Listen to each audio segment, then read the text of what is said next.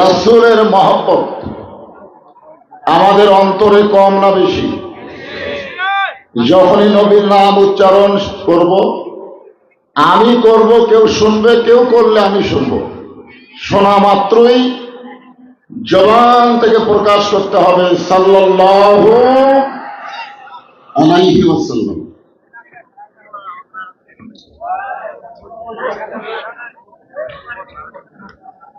সাতরা বাজারের ঐতিহ্যবাহী ঐতিহাসিক 26তম তাফসীরুল কোরআন মাহফিলের 3 দিন ব্যাপীর প্রথম রজনীতে আল্লাহ তাআলা যাকে সম্মানিত সভাপতির আসনে কবুল করেছেন, আমি আমার অন্তরের অন্তঃস্থল থেকে আজকের এই মাহফিলের সভাপতি সহসভাপতিকে শুভেচ্ছা জ্ঞাপন করছি। আজকের এই মাহফিলে সম্মানিত সুধীবৃন্দ, বিশেষ করে মঞ্চে যিনারা বসে আছেন, এই জাতির শ্রেষ্ঠ সন্তান আলেম ওলামা, আমার সামনে যিনারা বসে আছেন, মঞ্চে আছেন, মাগরিবের নামাজের পর থেকে এতক্ষণ পর্যন্ত যিনারা তাফসীর করে আপনাদেরকে শোনালেন, আলেম ওলামা সহ আজকের এই মাহফিলের বক্তাগণকে অন্তরের অন্তঃস্থল থেকে আমি শুভেচ্ছা জ্ঞাপন করছি। সম্মানিত আল্লাহর বান্দারা, যিনারা আমার সামনে বসে আছেন, জায়গা সংকুলন না হওয়ার কারণে শত শত আল্লাহর বান্দারা দাঁড়িয়ে আছেন, যিনারা বসে আছেন এবং দাঁড়িয়ে আছেন, আপনারা হলেন সকলেই আল্লাহর বান্দা। কার বান্দা? আপনারা যে সকলে আল্লাহর বান্দা, এই ব্যাপারে কোনো সন্দেহ আছে? তাহলে এই কথা যখন আমি উচ্চারণ করলাম যে আমরা সকলে, আপনারা সকলে আল্লাহর বান্দা, এটা শোনার পরে কিছু একটা বলা দরকার ছিল। সবচাইতে দামি ডিগ্রি হলো বান্দা হওয়া। আল্লাহ কোরআনে বলেছেন, ফাদখুলি ফি ইবাদি ওয়াদখুলি জান্নাতি। যে আল্লাহর বান্দা হয়ে গেল, সে জান্নাতেও প্রবেশ করলো। বান্দার কাছ থেকে জান্নাত খুব একটা দূরে না, শুধুমাত্র মৃত্যু নামক একটা দরজা পাড়ি দিলেই আল্লাহ আপনাদেরকে জান্নাতে ঢুকাইয়া দিবেন। বিশ্বাস করেন, আজকের এই কোরআন কারিমের মাহফিলে যিনারা বসেছেন, এইটা সাধারণ কোনো জায়গা না। যতক্ষণ আলোচনা হবে, এটাকে বলা হয়েছে রিয়াজুল জান্নাহ, বেহেশতের টুকরা। এই বেহেশতের টুকরার ভিতরে যিনারা বসে আছেন, দাঁড়িয়ে আছেন, আমি আমার অন্তরের অন্তঃস্থল থেকে আপনাদের সবাইকে শুভেচ্ছা জ্ঞাপন করছি। সম্মানিত মা বোনেরা, পর্দার অন্তরালে বসে বসে যিনারা আলোচনা শুনতেছেন, আমি তাদেরকেও শ্রদ্ধা জ্ঞাপন করি। এই মুহূর্তে জানতে চাচ্ছি আপনারা সকলে কেমন আছেন? জি আলহামদুলিল্লাহ। যে আল্লাহ শারীরিক সুস্থতা দান করে মানসিক প্রশান্তির জন্য আজকের এই তাফসীরুল কোরআন মাহফিল আমাদেরকে কবুল করলেন, আমরা খুশি না বেজার? তাহলে জবান করে সমস্বরে সকলে বলবো, রব্বানা লাকাল হামদ হামদান কাসীরান তাইয়িবান মুবারাকান ফীহি। আমরা এমন একজন আল্লাহর প্রশংসা করলাম যে আল্লাহ দয়া করে, রহম করে আমাদেরকে মুসলমানের ঘরে কবুল করেছে। এটা আমার কথা না, কথা কার? অমাইয়াবতাগি গায়রাল ইসলামা দীনান ফালাই ইউকবালা মিনহু। ইসলাম ছাড়া অন্য কোন ধর্ম কেউ যদি গ্রহণ করে, আল্লাহ বলেছেন সেইটা কবুল করা যাবে না, ওইটা কবুল করা হবে। আপনাদের নিয়ামতপুরে এই আয়াতের ওয়াজ করা খুব কঠিন ছিল যতদিন সাধন কুমার ছিল, ধরেন ঠিক ছিল, কারণ উনি হলেন হিন্দু আর আমরা হলাম কি মুসলমান। আল্লাহর কথাটাও স্পষ্ট করে বলা যায়নি, ইন্না দীনা ইনদাল্লাহিল ইসলাম। হিন্দু বলেন, বৌদ্ধ বলেন, খ্রিস্টান বলেন, যত ধর্মই পৃথিবীতে আছে একটাও ধর্ম না, ধর্ম একটাই, তার নাম হলো ইসলাম। ইসলাম আসার পরে আর কোন ধর্ম আছে? আমাদের নবী আসার পরে আর কোন নবীর অনুসরণ করা যাবে যাবে না। এটা হলো ডাইরেক্ট কথা। তো যে আল্লাহ দয়া করে রহম করে আমাদেরকে মুসলমানের ঘরে কবুল করলেন, আমরা কি খুশি না বেজার? রুহের জগতে আমাদের রুহগুলোকে আল্লাহর এত পছন্দ হলো যে হিন্দু বৌদ্ধ খ্রিস্টানদের ঘরে না পাঠায়া সরাসরি আমাদেরকে মুসলমানের ঘরে কবুল করলেন। আমরা কিন্তু অনেক দিক দিয়ে আগে আছি, আগে থেকে বলবেন না? হিন্দুর ঘরে জন্ম নেওয়া মুসলমান হওয়া খুবই কঠিন, কারণ যে যে ধর্ম পালন করে মনে করে তারটাই আসল। যে যে ধর্মের মধ্যে আছে মনে করে আমার ধর্মই এক নম্বর। আপনার বলেন এটা মনে করলে হবে? ধর্মের মালিককে, তো তিনি যেইটারে এক নম্বর বলেছেন আমরা তার মধ্যে আছি কিনা এটা দেখা লাগবে, ঠিক কিনা বলেন? হ্যাঁ। নবীর চাচা আবু তালেব মৃত্যুর বিছানায় যখন শায়িত হয়ে গেছেন, আল্লাহ রাসূল বললেন, চাচা মরেই যখন যাবেন, মরার আগে একবার বলেন লা ইলাহা ইল্লাল্লাহ মুহাম্মাদুর রাসূলুল্লাহ। চাচা বললেন, বাজান মরেই যখন যাচ্ছি বাপ দাদার ধর্ম ত্যাগ করব না। এখান থেকে প্রমাণ হলো অন্য ধর্মে জন্ম নিয়ে মুসলমান হওয়া খুবই কঠিন। আপনারা বলেন আল্লাহকে এই কঠিন জিনিসটা আমাদের জন্য রাখছেন? একেবারে মুসলমানের ঘরেই আল্লাহ আমাদের কবুল করেছেন। খুশি না বেজার? এই জন্য সকলে বলি আলহামদুলিল্লাহ। আছেন আমার মুক্তার, আছেন আমার বারিস্টার, শেষ বিচারের হাইকোর্টেতে তিনি আমায় করবেন পার। আমি পাপী রাসূল জাবিন্দা। আপনারা বলেন তো, বাবা আদম আলাইহিস সালাম থেকে ঈসা নবী পর্যন্ত কোন নবী তার উম্মতের ব্যাপারে জামিন নিতে পারবেন? পারবেন? এ ক্ষমতা আল্লাহ কি দিছে তাদের? সমস্ত নবীরা যখন ইয়া নফসি বলে কান্দে, আমার কি হবে, আমার কি হবে, ওই সময় কেবলমাত্র আমাদের নবী আল্লাহর কাছে উকিল হয়ে, বারিস্টার হয়ে আমাদের ব্যাপারে জেরা করে আমাদেরকে সুপারিশ করে জান্নাতে পৌঁছে দিবে। এমন নবীর উম্মত হওয়াতে খুশি না বেজার? এই জন্য সকলে আর একবার বলি আলহামদুলিল্লাহ। আমরা যে কোরআন থেকে তাফসীর শুনবো, যে কোরআনের তাফসীর মাহফিল আজকে ব্যাপী 3 দিন এখানে হবে, সেই কোরআন সম্পর্কে আমাদের সাধারণ একটা আইডিয়া থাকা দরকার। মন চাইলেই কিন্তু কোরআন আপনি ধরতে পারবেন না, শুনতে পারবেন। আবু জেহেল তো শোনার দিক দিয়ে 1 নম্বর। আল্লাহ নবী যখন কোরআন তেলাওয়াত করত 1 নম্বর শ্রোতা ছিল আবু জেহেল। সারা রাত কোন দিক দিয়ে গেল বুঝবারই পারেনি। সকালবেলা গিয়ে মিটিং এর মধ্যে বলতেছে এত সুন্দর কোরআনের বাণী, রাতটা কোন দিক দিয়ে গেল আমি বুঝবারই পারিনি। আবু সুফিয়ান বলেন, নেতা যেই কোরআন শুনতে এত ভালো লাগে রাত যায় বোঝা যায় না, সেই কোরআন ধরলে অসুবিধা কি? আবু জেহেল জিব্বাত কামড় খাচ্ছে, কারণ শোনা আর ধরা দুইটা এক না। বাংলাদেশের 90% মুসলমান কোরআন শোনে কিন্তু কোরআনকে গ্রহণ করে না। কোরআন যদি গ্রহণ করত বাংলাদেশে কোনো মানুষের আইন চলতো না।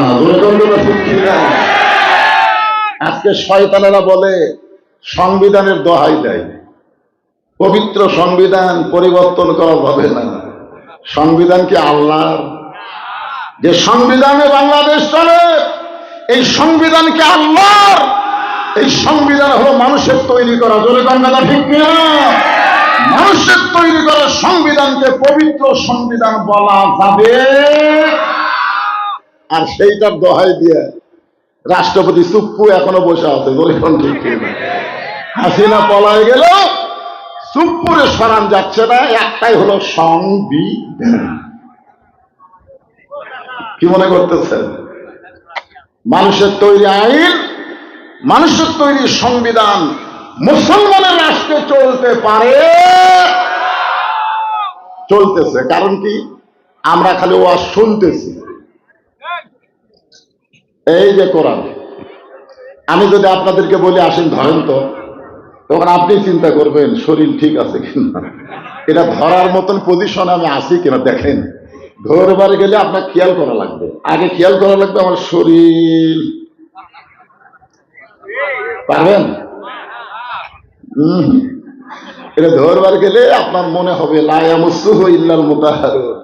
ততক্ষণ পর্যন্ত এটা স্পর্শ করা যাবে না যতক্ষণ পর্যন্ত পবিত্র না হবে। পবিত্র না হয়ে যে কোরআন স্পর্শ করা যায় না, সেই কোরআনের আইন যদি বাংলাদেশ চলে, এই বাংলাদেশ কেমন হবে? খালি ভালো। আবু জেহেল জিব্বাই কামড় দিয়ে বলতেছে, আবু সুফিয়ান, এই কোরআনকে যদি গ্রহণ করি তাহলে তোর আমার নেতৃত্ব চলবে না, আসল নেতা হয়ে যাবে আব্দুল্লাহ এতিম বোলা। আজকে বাংলাদেশে কোরআনকে যদি রাষ্ট্র চলে, ওই সমস্ত নাস্তিকদের বুকে বড় আগুন লেগে গেছে। টুপিওয়ালা, দাড়িওয়ালা, আলেম ওলামার বাংলাদেশ হয়ে যাবে। একজন আমারে বলে, হুজুর আপনি যে এত জুব্বা হাব্বা করে থাকেন, পেশাব করবার গেলে আপনার সমস্যা হয় না? মানে ওদের ধারণা আমরা টুপিওয়ালা, দাড়িওয়ালা, জুব্বাওয়ালা আমরা খুব বিপদে আছি। পেশাব করতে গেলে আপনার সমস্যা হয় না? আমি বললাম কেন ভাই? বলে এটা সামাল দেওয়াই তো কঠিন। চিন্তা করতেছে পেশাব করবার যদি আমরা জুব্বা সামাল দেবার না পারি, তাহলে রাষ্ট্রের চেয়ারে বসে আমরা দেশ কেমনে সামাল দেব? ওরা কিন্তু এটাই বুঝাবার চাচ্ছে। তোর ঠিক আয় আয় রে, টুপিওয়ালা জুব্বাওয়ালারে তোমরা চিনো না। আপনার বলেন তো, আজকে এখানে মাইকে ঘোষণা করা হলো জামাত ইসলামের আমির এখন আপনাদেরকে শুভেচ্ছা বক্তব্য দিবে। 5ই আগস্টের আগে জামাতের নাম নেওয়া গেছে? বক্তব্য তো দূরের কথা, নাম দিলেই মাহফিল শেষ। কি বুঝতেছেন? কি বুঝতেছেন? জামাত ইসলামের আমির আজকে শুভেচ্ছা বক্তব্য দেয়। তিনি এখানে গুরুত্বপূর্ণ পয়েন্ট আউট করেছেন যে আকিমুস-সালাহ শুধু না, আকিমুদ্দিন বাংলাদেশে প্রচার করতে হবে। বাংলাদেশে আকিমুদ্দিনকে প্রতিষ্ঠা করা লাগবে। জরিগণ ঠিক কিনা? আগে প্রচার, তারপরে প্রতিষ্ঠা। আমি আমার ভাইয়ের কথাকে সামনে নিয়ে সূরা আসর থেকে আপনাদের সামনে তাফসীর করব ইনশাআল্লাহ। এখন আসেন যে কোরআন থেকে আমরা তাফসীর শুনবো। কোরআনের প্রথম কথা হলো যালিকাল কিতাব লা রাইবা ফীহি হুদাল লিল মুত্তাকিন। মারাত্মক কথা। কোরআন যদিও হুদাল লিন নাস, সমস্ত মানুষের জন্য জীবন ব্যবস্থা, কিন্তু হুদাল লিল মুত্তাকিন কোরআনের প্রথমে বলা হয়েছে। এখানে বলার পিছনে কারণ আছে না নাই? জোরে কোন আছে না নাই?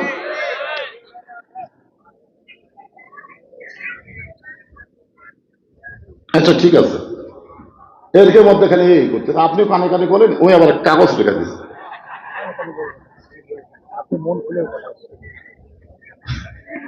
না না না, এরকে একটা কালেকশন। এই যে বিশাল খরচ, মনে করতেছে হুজুর তো কি ওয়াজ করতে কি করে, শেষে লোক ভাঙ্গায় যায় নাকি? হে রে পাগলা, আমি সেই বক্তা?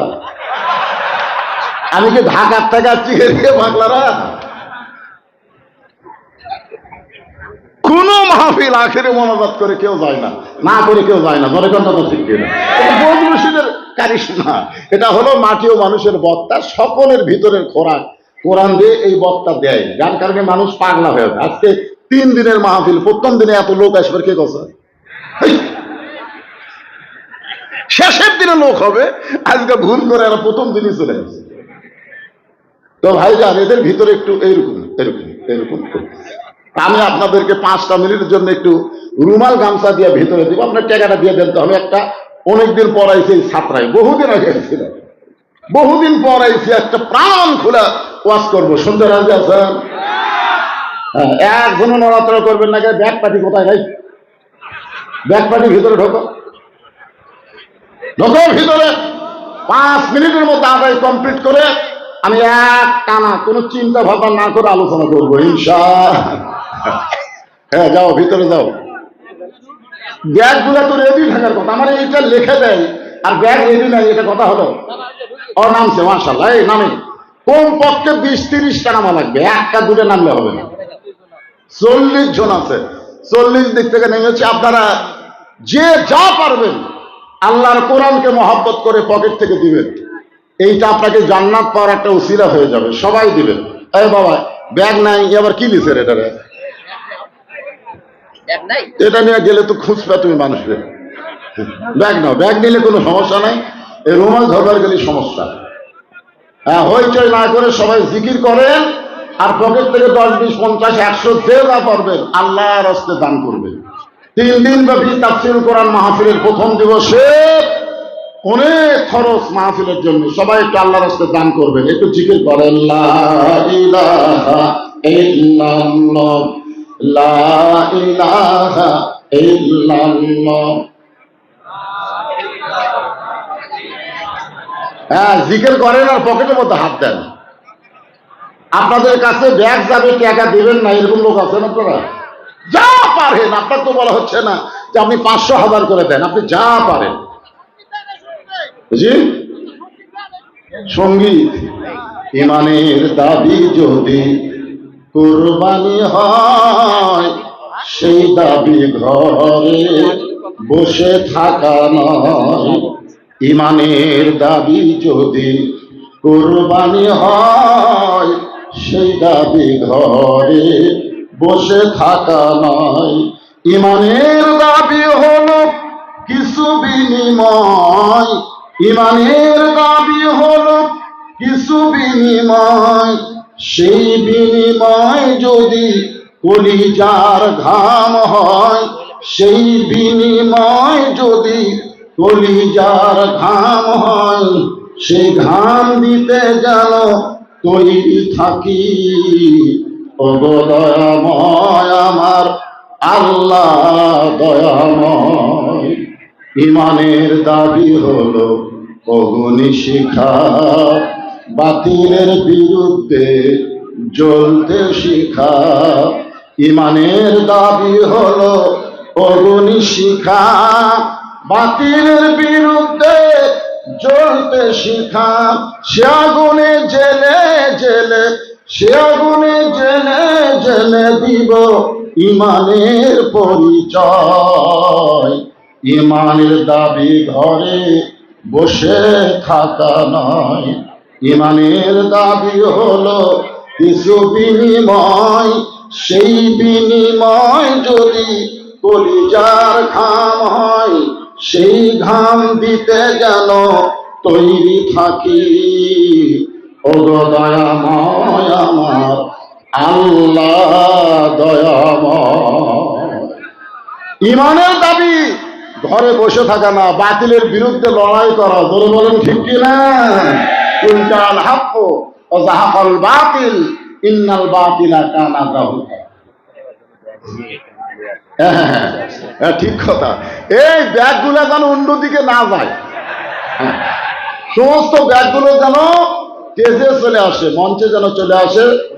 মহিলা প্যান্ডেলেও যেগুলো ব্যাগ আদায় হচ্ছে, আপনারা সবগুলা ব্যাগ জমা দেবেন, আবার অন্য সাইডে গেলে দিব। বিশ্বস্ত লোককেই ব্যাগ দেওয়া দরকার, যার তার হাতে দেওয়া যাবে না। অনেক ছেলে আছে হেরোইন করে, গাঁজা ধরে, এখন ঠিক কিনা? এই সুযোগে আদায় করে আউট। বিশেষ করে এটা মহিলাদের মধ্যে বিষয় হয়। তো আপনারা বিশ্বস্ত লোকদের ব্যাগ দিয়েছেন, ব্যাগগুলা সব কেঁদে চলে আসবেন। একটু জিকির লা ইলাহা ইল্লাল্লাহ, লা ইলাহা,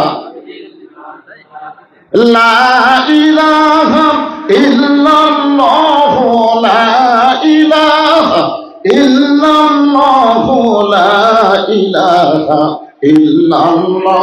জোরে লা ইলাহা ইল্লাল্লাহ, লা ইলাহা ইল্লাল্লাহ মুহাম্মাদুর রাসূলুল্লাহ সাল্লাল্লাহু। আপনারা গুরুত্বই দিচ্ছেন না। যেই নবীর উপরে আল্লাহ ফেরেশতা দরুদ পড়ে আর সেই নবীর নাম উচ্চারণ হয়, আপনারা গুরুত্বই দিলেন না। কিরে, নাম শোনার সঙ্গে সঙ্গে জবান খুলে বলতে হবে সাল্লাল্লাহু আলাইহি ওয়াসাল্লাম। আপনি জানেন হাসরের ময়দানে যিনি আপনার উকিল হবেন, ব্যারিস্টার হবেন, আপনাকে সুপারিশ করে জান্নাতে নিয়ে যাবেন, আর তার উপর দরুদ পড়তে আপনার আপত্তি আছে? আছে নাকি? এবার চলে আসি পবিত্র কালামুল্লাহ শরীফের 114টা সূরার ভিতরে একটা ছোট্ট সূরা হলো সূরা আসর। আসর মানে হলো সময়, আবহমান কাল। বর্তমান সময় আমাদের বাংলাদেশের জন্য মোটামুটি ভালো, খুব ভালো না, তবে মোটামুটি, কথা পাই না, ভালো না। শুভেচ্ছা বক্তব্য কে দিল, আওয়ামী লীগ না জামাত? আরো ধরে আপনাদের নিয়ামতপুরে আমি বহু মাহফিল করছি, এলাকায় যে জামাত আছে আমি বুঝতে পারিনি, কিন্তু আজকে বুঝলাম সময় মোটামুটি ভালো। ওরা সব কাজ খেয়ে চলে গেল, ঠিক কিনা? মঞ্চে আল্লাহ জামাতকে কবুল করলো, আলহামদুলিল্লাহ। মিশে মায়ায় বন্দি থাইকা করলাম কত খেলা,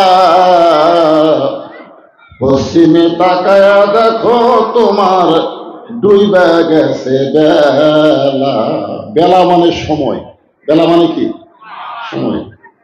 সময় অত্যন্ত গুরুত্বপূর্ণ একটা বিষয়। এই সময়ের সদ্ব্যবহার করা লাগবে। সারা জীবন ঘুষের চাকরি করে চাকরি যখন রিটায়ার হয়েছে তখন আল্লাহকে বলতেছে, আল্লাহ আমি তওবা করতেছি, আর কোনোদিন ঘুষ খাবো না আল্লাহ। আপনারা বলেন তো, আর দুই কান্দের ফেরেশতা কি বলবে? সারা যখন ঘুষের চাকরি করছে তখন তওবা করেনি, সময় গেছে আর এখন তওবা করতেছে, আল্লাহ কবুল করবে? সারা জীবন চুরি বাটপারি ডাকাতি করেছে, বুড়া বয়সে কাঁদতেছে আর বলতেছে আল্লাহ আমি আর চুরি করব না। আল্লাহ তাই চুরি করার মতন শক্তি তো দেহ। সময় থাকতে আমাদের সময়ের গুরুত্ব দেওয়া লাগবে, ধরে কোন ঠিক কি না? আপনারা বলেন তো, আপনাদের হায়াতের জিন্দেগিতে কোন সময় আল্লাহর সবচাইতে পছন্দ? কথা কয় না। যৌবনের সময়টা আল্লাহর কাছে সবচাইতে পছন্দ। তোমার শৈশবকাল বুড়াকালের কোনো হিসাব দেওয়া লাগবে না, তাহলে যৌবনকালের হিসাব দিয়ে জান্নাতে চলে যাবে। এখন যুবকেরা তোমরা কি করতে চায় এই যৌবন বয়সে? যৌবন বয়সে তোমরা সময় নষ্ট করতেছো কার পিছনে? কথা কয় না।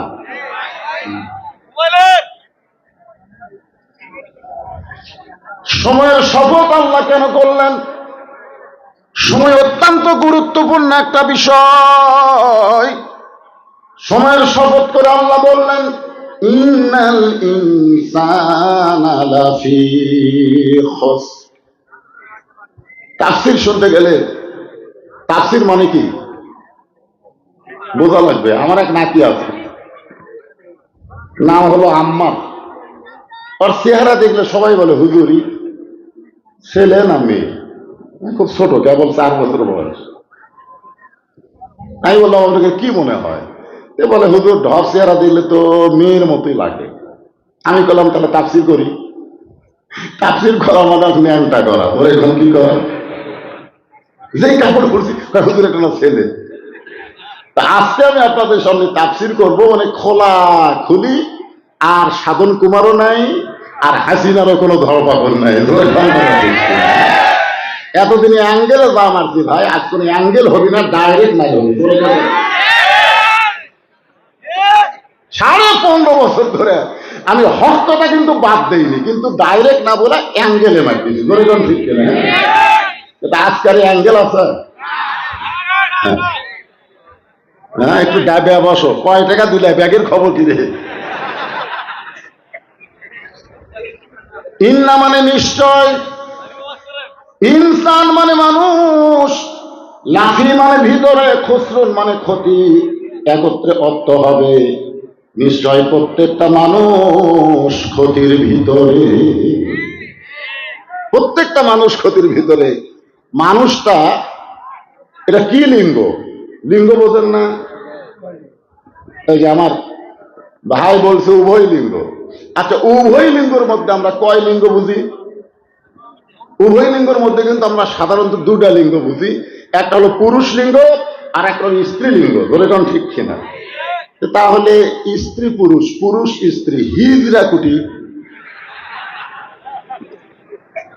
আপনার বলেন তো হিজরা কাকে বলা হয়? যারা বলে পলাবো না পলাবো না পলাবো না, আমার পলা যায়, এরাই কিন্তু পুরুষও না নারীও না, এরাই হলো হিজরা। আমাকে একজন বলছে, হুজুর পুরুষ মানুষ মরে গেলে 3 কাপড় দেওয়া হয়, মেয়ে মানুষ মারা গেলে 5 কাপড় দেওয়া হয়, হিজরা মরলে কয় কাপড়?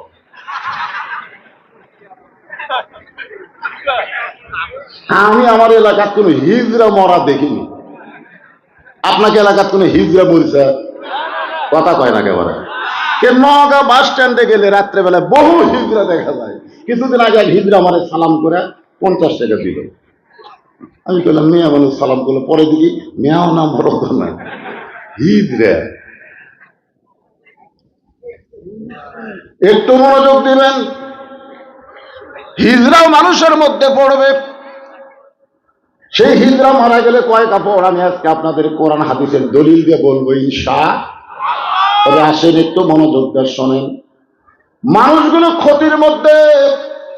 আল্লাহর যত সৃষ্টি আছে সবচাইতে উত্তম সৃষ্টির নাম হলো মানুষ। এই মানুষের সৃষ্টির কথা বলতে গিয়া আল্লাহ 4টা শপথ করেছে। ধরে বলেন কয়টা?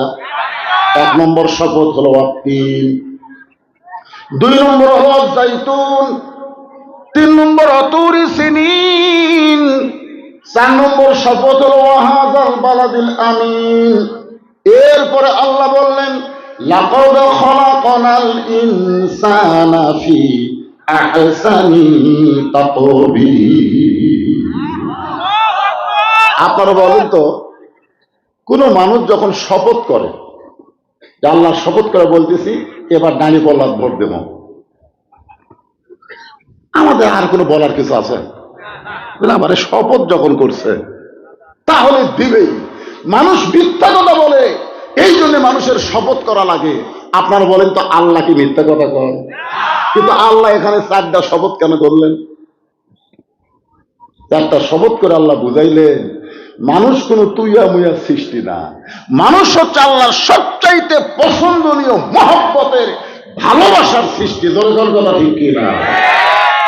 এই জন্য সবাই আমার সঙ্গে বলবেন আদর করে, বলেন বলেন, আদর করে মানুষ আল্লাহ বানায়া কেমনি দিবেন ক্ষতির মধ্যে ফেলিয়া। লাফি খুসরুন। আমরা গজলে বললাম এত আদর করে আল্লাহ মানুষ তৈরি করছে, সেই মানুষ ক্ষতির মধ্যে পড়ুক, এটাকে আল্লাহ চায়? চায় না। আপনারা দেখবেন যেখানে আল্লাহ ইবাদতের কথা বলেছেন সেখানে বলেছেন অমা খালাকতুল জিন্না ওয়াল ইনসা ইল্লা লিয়াবুদুন। জিন এবং মানুষকে আমার ইবাদতের জন্য সৃষ্টি করেছি। কিন্তু ক্ষতির কথা যখন বললেন তখন আল্লাহ জিনক বাদ দিলেন। এখানে আল্লাহর বলা দরকার ছিল ওই আয়াত অনুযায়ী যে ইন্নাল জিন্না ওয়াল ইনসানা লাফি খুসর, নিশ্চয় জিন এবং মানুষ ক্ষতির ভিতরে। কিন্তু ইবাদতের কথা বলার সময় আল্লাহ জিন ইনসান বললেন, আর ক্ষতির কথা বলার সময় আল্লাহ জিনক মাইনাস করলেন। কারণ কি? কারণ হলো আল্লাহ মানুষকে এত ভালোবাসে, মানুষ ক্ষতির মধ্যে পড়ুক এটা আল্লাহ চায়। যেরকম ছেলে ছাত্রা বাজারে দোকান দিচ্ছে, দুপুরবেলা যখন বাড়িতে গেছে বাপ বলতেছে তুই যে ব্যবসা করতেছিস তো লাভ হবে। ছেলে রাগ করে বলে আব্বা লাভের জন্যই ব্যবসা করছি, লাভ হবে না খেয়ে।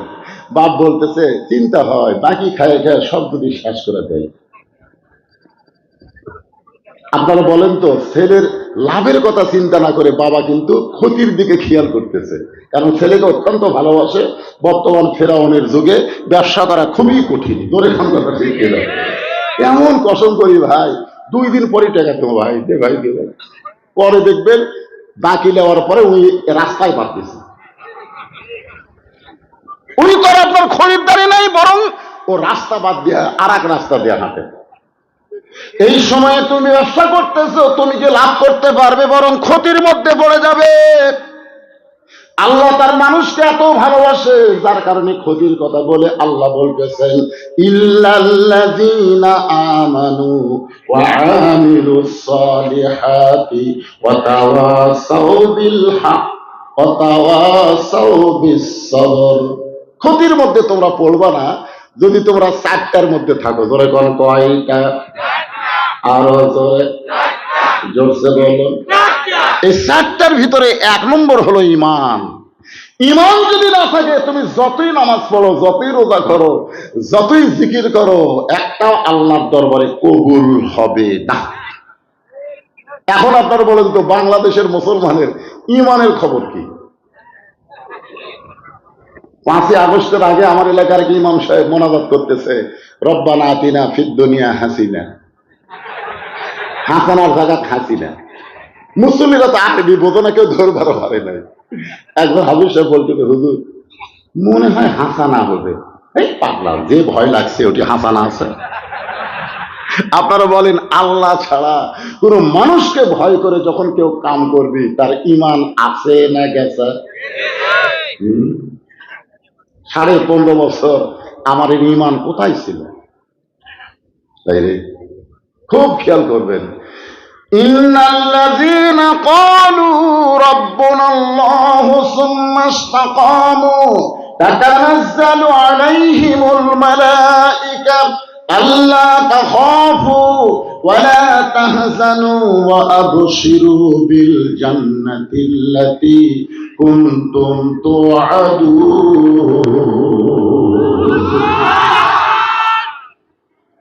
ঈমান সবাই একটু যাচাই করে দেখেন তো, আমাদের ঈমানের খবর কি?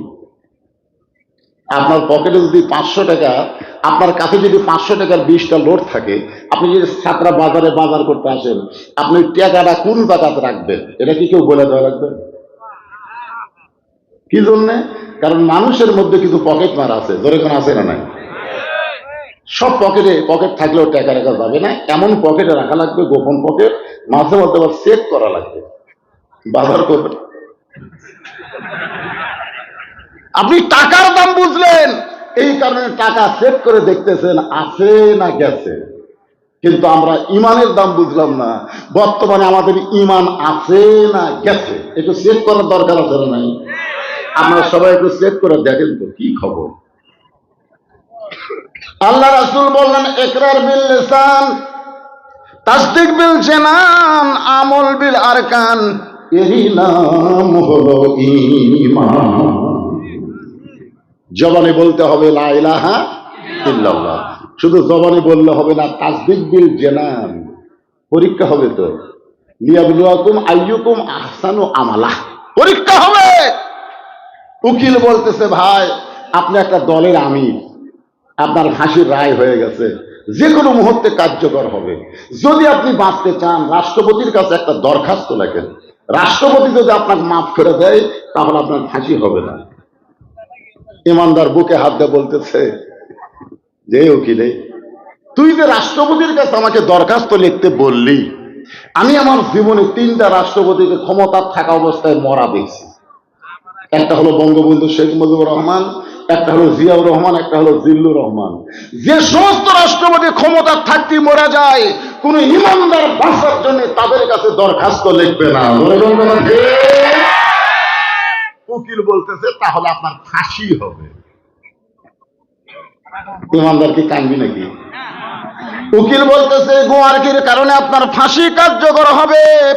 ইমানদার মুসকে মুসকে হাসার বলে, আমার ফাঁসি হবে কিন্তু আমার মৃত্যু হবে। কিছুদিন আগে আমার গ্রাম সম্পর্কে চাচাতো ভাই, ওর একটা বেটা হচ্ছে, আমাকে বলতেছে, হুজুর আমার তো একটা বেটা হলো, কি নাম রাখবে? আমি বললাম আবু সাইদ। যে বলছে আবু সাইদ, ওই যে খুবই সুন্দর নাম হুজুর, আমার তো খেয়ালই ছিল না। বর্তমান ফ্যাসিস্ট সরকারকে উৎখাত করতে গিয়া আবু সাইদ প্রথম জীবন দিয়েছে। গত সপ্তাহে আমার খালাতো বোনের একটা মেয়ে হচ্ছে, ওর মা আমার মোবাইল করে বলতেছে, বাবা তোমার বোনের তো একটা মেয়ে হলো, কি নাম রাখবো? আমি বললাম হাসিনা। সেই বুঝি হাসিনা, ওরে বাবা রে। খালা আমার তালিম হইয়া এইরকম একটা জঘন্য নাম বললি কেন? ওরে বাবা, বর্তমানে কোন মেয়ের নাম হাসিনা তো দূরের কথা, 100 বছর কোন মেয়েদের নাম হাসিনা রাখবে না। ধরে কথা বলেন না,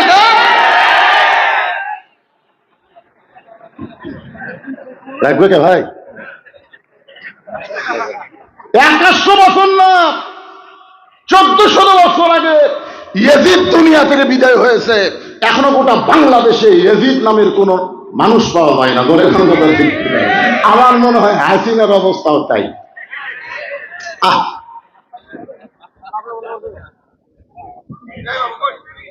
এখানে কি গল্প হয় রে? ওয়ালা তাকুলু লিমান ইউকতালু ফি সাবিলিল্লাহি আমওয়াতুন বাল আহইয়াউ ওয়ালাকিন লা তাশউরুন। রে ইমানদারেরা শোনো, আল্লাহ রাস্তায় যাদেরকে ফাঁসি দেওয়া হয়, আল্লাহ রাস্তায় যাদেরকে হত্যা করা হয়, তোমরা তাদেরকে মৃত্যু বলো না, আমি আল্লাহ বলতেছি তারা জীবিত। তাসদিক বিল না, যখন আপনার অর্জিত হবে তখন দুনিয়ার কোন বাতিলকে আপনি ভয় করবেন না, একমাত্র ভয় করবেন কাকে? জোরে কলিজার মধ্যে ইমানের জায়গা দেওয়া। 3 নম্বর হলো আমল বিল আরকান। ইমান অনুযায়ী আমল করা লাগবে, ইচ্ছা মতো আমল করা যাবে না। ইমান অনুযায়ী আমল করা লাগবে। আমল বিল আরকান। আরকান বোঝেন আপনারা? আল্লাহর কোরআন, নবীর হাদিস। মা তাকুমুর রাসূলু ফাখুযুহু ওয়া মা নাহাকুম আনহু ফান্তাহু। খুব খেয়াল করবেন। আমল অনুযায়ী যদি, ইমান অনুযায়ী যদি আমল করতে চাই, তাহলে সূরা আসরের 2 নম্বর পয়েন্ট কি? ওয়া আমিলুস, জোরে কোন, ওয়া আমিলুস সালিহাত। কোন আমল? কোন আমল? নিয়ামতপুর আমি একটা দেখছি, এক গাছে তেনা বান্ধা। ওই গাছের নাম বলে তেনা পীর। নাই? ও যে বটতলার ওই সাইডে দেখলাম তেনা বান্ধা। আপনারা বলেন তো, যে গাছের ডালে তেনা বান্ধা, এটা কি আমল? কথা কয় না রে, কথা কয় না। ওয়ামিলুস সালিহাত, নেক আমল যদি আপনি করতে চান, আল্লাহ কোরআনে বললেন আল্লাযী খালাকাল মাউতা ওয়াল হায়াতা লিয়াবলুয়াকুম আইয়ুকুম আহসানু আমালা। ঈমানকে রক্ষা করতে গেলে যত আমল আমাদের আছে, তার মধ্যে 1 নম্বর নেক আমলের নাম হলো নামাজ। ঈমানকে রক্ষা করতে গেলে যত আমল আছে, তার মধ্যে 1 নম্বরের নাম কি? সবাই জবান খুলে বলেন, নাম কি? লা সালাতা লা ঈমানা, যার নামাজ নাই তার কোনো ঈমান নাই। আল্লাযীনা ইম্মাক্কান্নাহুম ফিল আরদ, কোরআন দিয়ে যখন রাষ্ট্র চলবে, একটা ভালো মানুষকে যখন আল্লাহ ক্ষমতা দেবে, ওই ক্ষমতার চেয়ারে বসার সাথে সাথে তার 1 নম্বর দায়িত্ব হলো আকামুস সালাত, নামাজ কায়েম করা। জাতির সরকার 560টা মসজিদ বানিয়ে দিয়েছে, নাম হলো মডেল মসজিদ। আমাকে এক নেতা বলেছিল গত বছর, হুজুর খালি প্রধানমন্ত্রীর বিরুদ্ধে ওয়াজ করেন, খালি উস্কানি দিয়ে ওয়াজ করেন, আমাদের প্রধানমন্ত্রী এতগুলো মসজিদ বানিয়ে দিল, এই কথা কি আপনি বলবার পারেন না? আমি বললাম, প্রধানমন্ত্রী 560টা না, 5 লক্ষ মসজিদ বানায় কোনো লাভ নাই, যতক্ষণ পর্যন্ত মসজিদের ভিতরে নামাজের আইন পাস না করবে।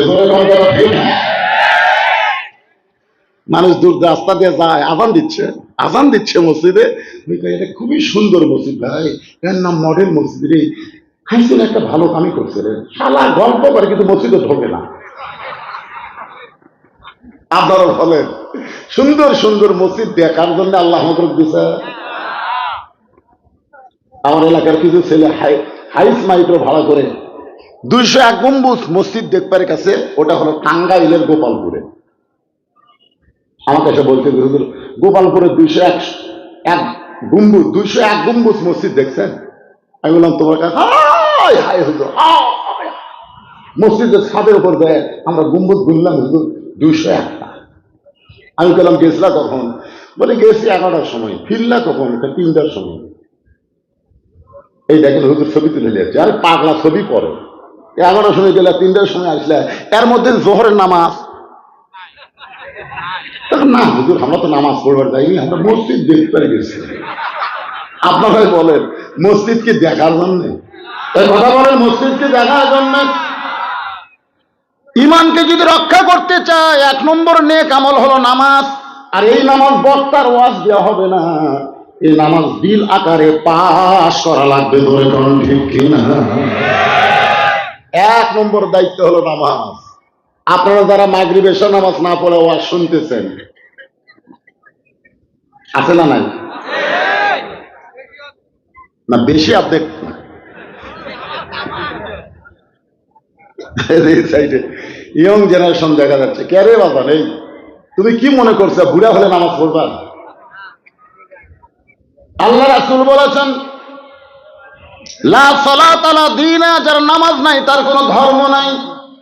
বাইনাল আবদি ওয়াল কুফরি তারকুস সালাত, বান্দার কাফেরের মধ্যে পৃথক করার জিনিসটার নামই হলো নামাজ। যারা নামাজ পড়বে তারা হলো বান্দা, যারা নামাজ বাদ দেবে তারা হলো কাফের। আমি যেই বলবো বেনামাজি, আপনার বলবেন কাফের, বলতে পারবেন? যারা এশা নামাজ পড়েননি আপনারা বলবেন বেনামাজি। দেখেন তো কে কে বলতেছে না, দেখেন আপনারা খালি বলবেন আর খালি চারিদিকে একটু সাইড মারবেন, কে মুখ হবে না, এখনই ধরা পড়বে। এখন হয়তো যদি বলেন হুজুর আমরা তো এশার নামাজ পড়িনি, আমরা কেমনে বলি? আপনি এই নিয়তে বলেন ফজর থেকে আরে একটা ওয়াক্ত নামাজ বাদ দেব না।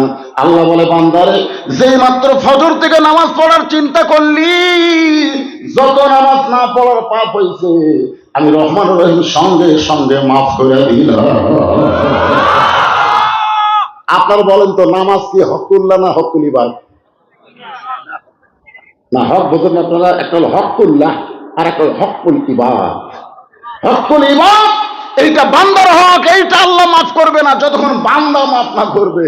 যেরকম শেখ হাসিনা এই যে হাজার হাজার মানুষকে হত্যা করেছে, আহত করেছে, গুম করেছে, খুন করেছে, বিনা ভোটে রাষ্ট্র ক্ষমতা দখল করেছে, এইটা বাংলার জনগণ না মাফ করা পর্যন্ত শেখ হাসিনা জান্নাত তো দূরের কথা, জাহান্নামের মধ্যেও তাকে ধাক্কায় নিয়ে যাওয়া হবে বলে জনগণ।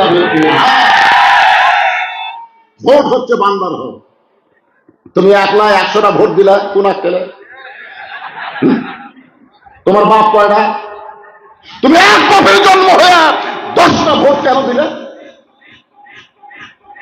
মাইকে ইকো আছে নাকি রে? এই কি এত বাড়ি খাই? এই ইকো বন্ধ করতে। আমি বুড়া মানুষের অত ঢং ঢাঙ্গা লাগে না।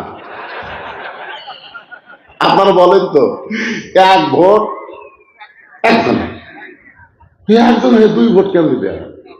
তুমি 10 ভোট কেমন দাও? তোর বাপ কয়টা? নামাজ হচ্ছে হকুল্লাহ। যদি আপনি নামাজ না পড়ে তওবা করেন, বাকি জীবনে নামাজ না ছাড়েন, আল্লাহ সঙ্গে সঙ্গে আপনাকে মাফ করে দেবে। এই জন্য হকুল্লাহ আর হকুল ইবাদ এটা বোঝা লাগবে। বান্দার হক আর আল্লাহর হক। আল্লাহ সম্পর্কে আল্লাহ নিজেই বলেছেন লা তাকনাতু মির রাহমাতিল্লাহ ইন্নাল্লাহ ইয়াগফিরুয যুনুবা জামিয়া ইন্নাহু হুয়াল গাফুরুর রহিম। সবাই আমার সঙ্গে বলেন রহমান রহিম নামে যত গুনাহ ঝরে, বান্দার কি সাধ্য আছে তত গুনাহ করে। তাহলে সবাই বলো বাবা, এখন তার নিয়ত করো ফজর থেকে বাকি নামাজ আর ছাড়বো না। বেনামাজি না, সবাই বলতেছেন না, জোরে বলা লাগবে বেনামাজি, আরো জোরে, জোরসে বলুন। মান তারাকা সালাতু মুতাম্মিদান ফাকাত কাফারা, ইচ্ছা করে এক ওয়াক্ত নামাজ যারা বাদ দিল আল্লাহর সঙ্গে তারা কুফরি করলো, এই জন্য ইমানকে রক্ষা করতে গেলে 1 নম্বর আমলের নাম হলো নামাজ। পুরুষ মানুষের জন্য 1 নম্বর নেক আমল হলো নামাজ, কিন্তু মেয়েদের জন্য 1 নম্বর কিন্তু নামাজ না। এ মায়েরা, মায়েরা, চারিদিকে এরা বসে গেছে রে। আপনাদের 1 নম্বর নেক আমল কিন্তু নামাজ না। অনেক মহিলা নামাজ পড়বে, রোজা করবে, তারপরেও তারা জাহান্নামী হবে, কারণ তাদের 1 নম্বর নেক আমলের নাম হলো পর্দা। ধরে বলেন নাম কি? পর্দা যদি না থাকে তাহলে মেয়েদের একটা ইবাদত কবুল হবে না। আমার মা বোনদের জন্য বলবো, মা, আপনাদের 1 নম্বর নেক আমল হলো পর্দা। আজকে বাংলাদেশে নারীদের কি নাই? জোরে কোন? বোরকা আছে, পর্দা নাই। আপনারা বলুন হুজুর, বোরকা আছে পর্দা নাই, তার মানে কি?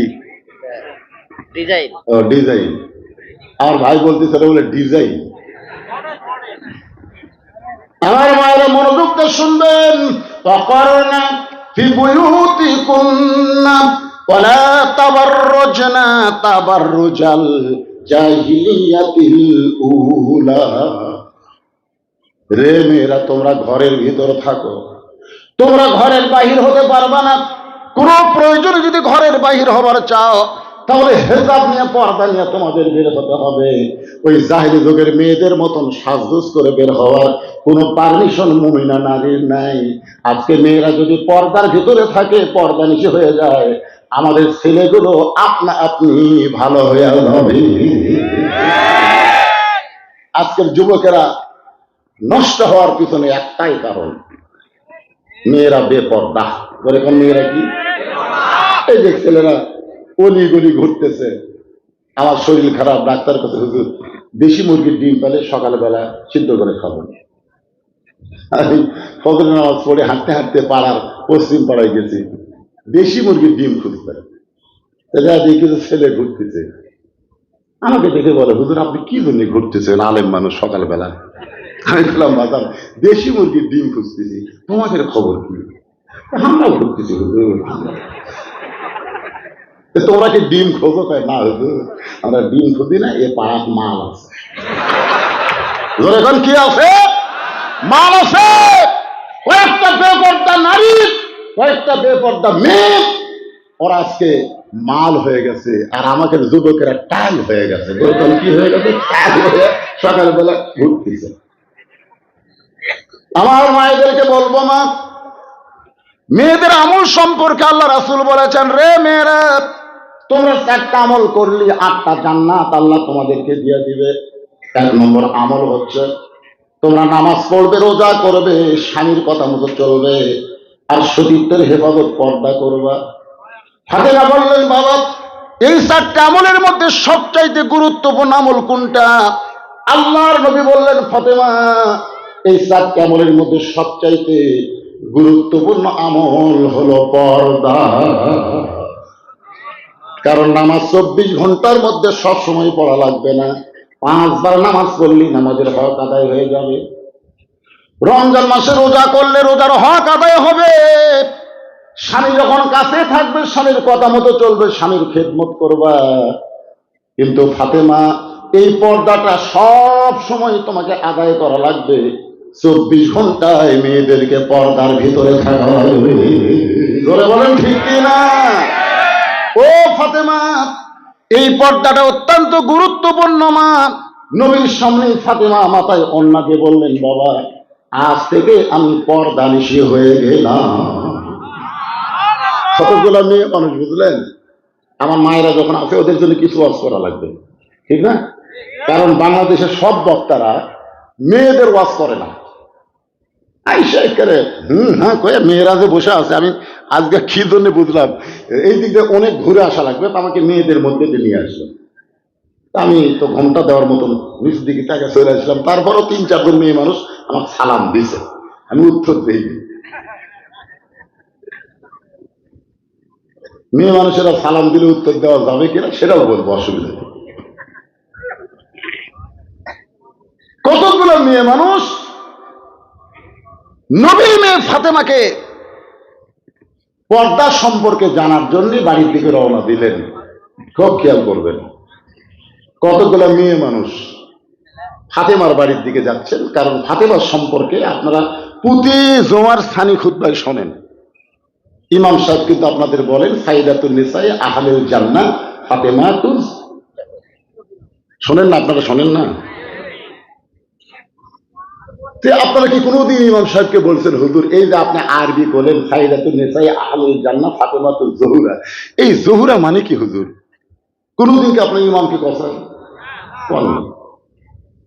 মানে আপনারা আরবি শোনেন, বুঝবারই পারেন না হুজুর কি করলো। একটু মনোযোগ দিয়ে শুনবেন। আজকে যদি আমাদের বাড়ির মেয়েরা ভালো হয়ে যায়, ওই মেয়েদের পেট থেকে আগামীতে যে সন্তান আসবে, এই সন্তানগুলো সব ইসলামী আন্দোলনের কর্মী হয়ে যাবে। কারণ মা যদি ভালো হয়, পেটের বাচ্চা আল্লাহর ওলি হয়। আমাকে এগুলো তো সব ঘাড় কাটে। কি মনে করতেছেন ভবিষ্যৎ আমরা ভালো সন্তান চাইতে চাই না? ধরে চাইতে চাই না? এই জন্য একটু মনোযোগ দিয়ে শুনবেন। কতগুলো মেয়ে মানুষ দরজায় দাঁড়িয়ে আছে, ফাতেমার সঙ্গে দেখা করে পর্দা সম্পর্কে জানবে, কিন্তু বাড়ির দরজা বন্ধ। এখন দরজা বন্ধ দেখে মেয়েরা দরজার সামনে দাঁড়িয়ে আছে, কি করবে? এমন সময় থেকে ছোট্ট একটা বাচ্চা দৌড়াদৌড়ি করতেছে। মেয়েদের মধ্যে একজন ডাক দেয়, বলে বাবা তোমার নাম কি? বলে আমার নাম হলো হুসাইন ইবনে আলী। আমরা কিন্তু মায়ের পরিচয় দেই না, আমরা পরিচয় দেই কার? আমার নাম কি? কয় হুসাইন ইবনে আলী। কার বেটা? আমি যখন 91 সালে বিয়ে করে বাড়িতে আসলাম, আমার মা আমাকে বললো কে বাবা বিয়ে কিভাবে হলো? আমি কইলাম, জিজ্ঞাসা করলো তোমার নাম কি, তোমার বাপের নাম কি? আমার নাম লেখা দিলাম, বাবার নামও লেখা দিলাম, বিয়ে হয়ে গেল। মা বললো আমার নাম। আমি বললাম মা আপনার নাম তো শুনবারও চাইনি, আমিও বলিনি। মা ঘরের মধ্যে যাবে, এই তোর বাপ তোর জন্য কি করছে রে? তোর বাপের নামে বিয়ে হয়, আমার নাম বাদ গেল কেন? বাবা আনন্দে মাতিয়া সাগরে ভাসাইয়া সেই যে চইলা যায় খবর লয় না, মাজন ধরিয়া উদরে কতই কষ্ট করে, 10 মাস পরে পেল প্রসবের বেদনা, এমন দরদি ভবে কেউ হবে না আমার মা গো। অবশ্যইনাল ইনসানা বিওয়ালিদাইহি ইহসানান হামালাতুহু উম্মুহু। উম্মুহু শব্দের অর্থ কি? একটু মনোযোগ দিয়ে শুনবেন। হুসাইন বলতেছে আমি হলাম আলীর বেটা হুসাইন। মেয়েরা বুঝতে পারলো যার বাবার নাম আলী তার মায়ের নাম কি? এটাকে বলা লাগবে নাকি? যার বাবার নাম আলী তার মায়ের নাম কি? বলে বাবা আমরা তোমার মায়ের সঙ্গে একটু দেখা করবার চাই। হোসেন বলতেছে আপনাদের কোনো টেনশন নাই, আমি যাচ্ছি মায়ের কাছে। যেই বলছে তোমার মায়ের সঙ্গে একটু দেখা করবার চাই, তুমি তোমার মায়ের কাছে গিয়ে আমাদের জন্য একটু দরজা খোলার ব্যবস্থা করো। হোসেন এই কথা বলতেছে আপনাদের কোনো টেনশন নাই, আমি যাচ্ছি। এই যাচ্ছি বলে মা কিন্তু সাধারণ কোনো ঘরে না, ফাতেমা থাকতো অন্দর মহলে। মেয়েদের জন্য একটা মহল থাকবে, যে মহলের নাম হলো অন্দর মহল। জোরে বলেন কি মহল? যেই মহলে পাইকারি হারে পরপুরুষ ঢুকতে পারবে না। ইমাম গাজ্জালি বললেন অন্দর মহল মানে কবর। ছাত্ররা বলে হুজুর অন্দর মহল মানে কবর, বুঝাই দেন। বললেন একটা মেয়ে মানুষ মারা গেলে মেয়ের লাশ ধরে যারা কবরে নামাবার পারবে না, তারা অন্দর মহলে ঢুকতে পারবে না। আপনারা বলেন তো কোনো মেয়ে মানুষ মারা গেলে কারা কারা মেয়ের লাশ ধরে কবরে নামাবার পারে না? আচ্ছা শালি যদি মরে আর দুলা ভাই যদি লাশ ধরবার চাই, আপনারা ধরবার দিবেন? দিবেন? মৌলবি লাগবে ওটি? সমস্ত লোক হারাম। শালির লাশ স্পর্শ করা দুলা ভাইয়ের জন্য হারাম। দুলা ভাই সাইডে যায় মুচকি মুচকি হাসে। একজন বলে হাসো কেন? বলে এই শালি 500 টাকা নেওয়ার জন্য আমার হাত এত জোরে চাকা ধরছিল হুজুর, আমি টাকা না দেওয়া পর্যন্ত হাত ছাড়ে দিই। কতদিন শালিক ধরলাম, শালি আমার ধরলো, আর একজন মরা গেল আর হারাম হলো। তখন সাইড থেকে একজন বলতেছে বাংলাদেশে মরলি হারাম, মরে গেলে হারাম আর বাঁচতে হালাল। এই কথা বল না কেন? মরলে হারাম বাঁচতে হালাল, যেটা মরে গেলে হারাম সেরে বাঁচতে কোনোদিন হালাল হতে পারে?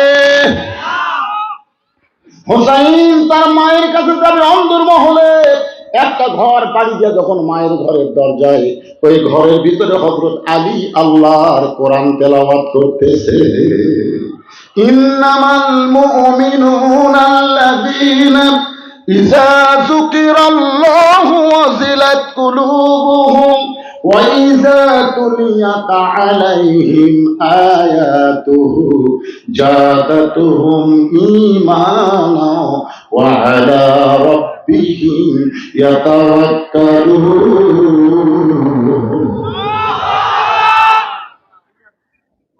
হযরত আলী কি করতেছে? কোরআন তেলাওয়াত করতেছে, ঢুকতেই ঘর, আর ফাতেমা আছে ভিতরের ঘর।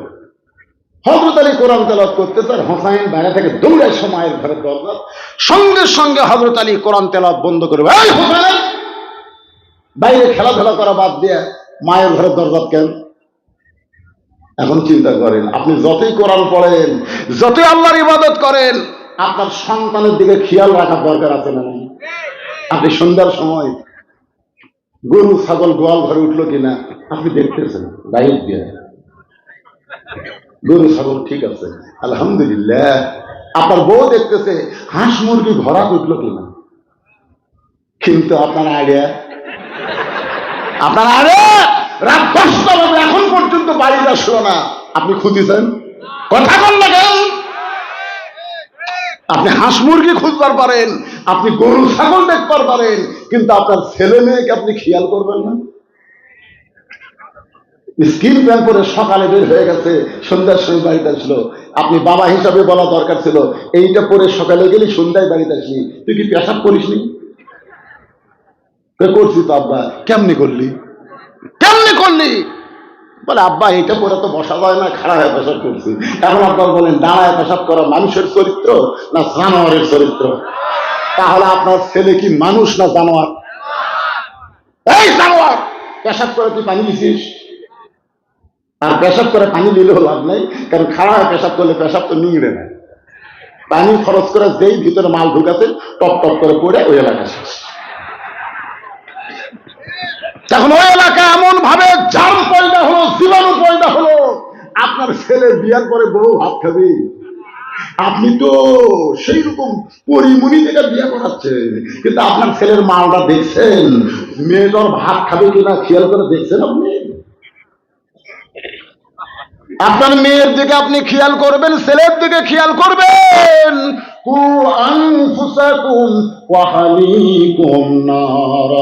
জাহান্নামের আগুন থেকে যদি বাঁচতে চাও, তুমি বাবা একলা বাঁচলে হবে না, তোমার আওলাদকে নিয়ে বাঁচতে হবে। ধরে গন্ডরা ঠিক কিনা? দেখে কোরআন শরীফ পড়তেছে, তারপরেও ফেরা হোসাইন এই বেড়া খেলাধুলা করতেছিলি, খেলাধুলা বাদ দিয়ে তোর মায়ের ঘরের দরজা।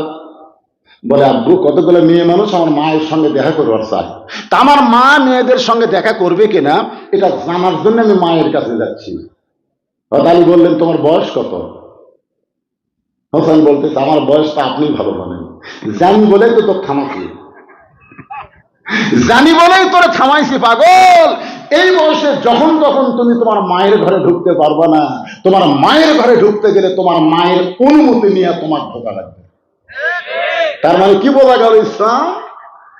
যে তুমি যখন ছেলে বড় হবে যখন তখন মায়ের ঘরে ঢুকতে পারবা না, তুমি যখন মেয়ে বড় হবে যখন তখন বাবা হয়ে যাও মেয়ের ঘরে ঢুকতে পারবা না। আমাকে আল্লাহ 3টা মেয়ে দিয়েছেন, আমি 9 বছর প্রত্যেক মেয়েকে 3 বছর করে আমার বুকের উপর আমি ঘুম পাড়াইছি। মেয়েরা যেন বলতে না পারে ছেলে হয়নি দেখে বাবার মন খারাপ। আমি কোনো দোলনা কিনিনি, আর বউ দিন করেছিল দোলনা কিনেন। আপনার কষ্ট কিসের কষ্ট? তুমি একটু বড় হলে বলো তোমার বাবা এই আদর করে করে তোমাকে বড় করছে, এই কথাটা বলো, তাহলে মেয়েদের মনে কষ্ট থাকবে না। এখন সেই মেয়েরা যখন টাকা চায় মায়ের কাছে যায়, মা টাকা লাগবে। আমি ঘরের মধ্যে থেকে শুনি কে রে টাকা লাগবে, মায়ের কাছে চাই। ওর মায়ে কি ওর বাপের বাড়ি থেকে আসবি?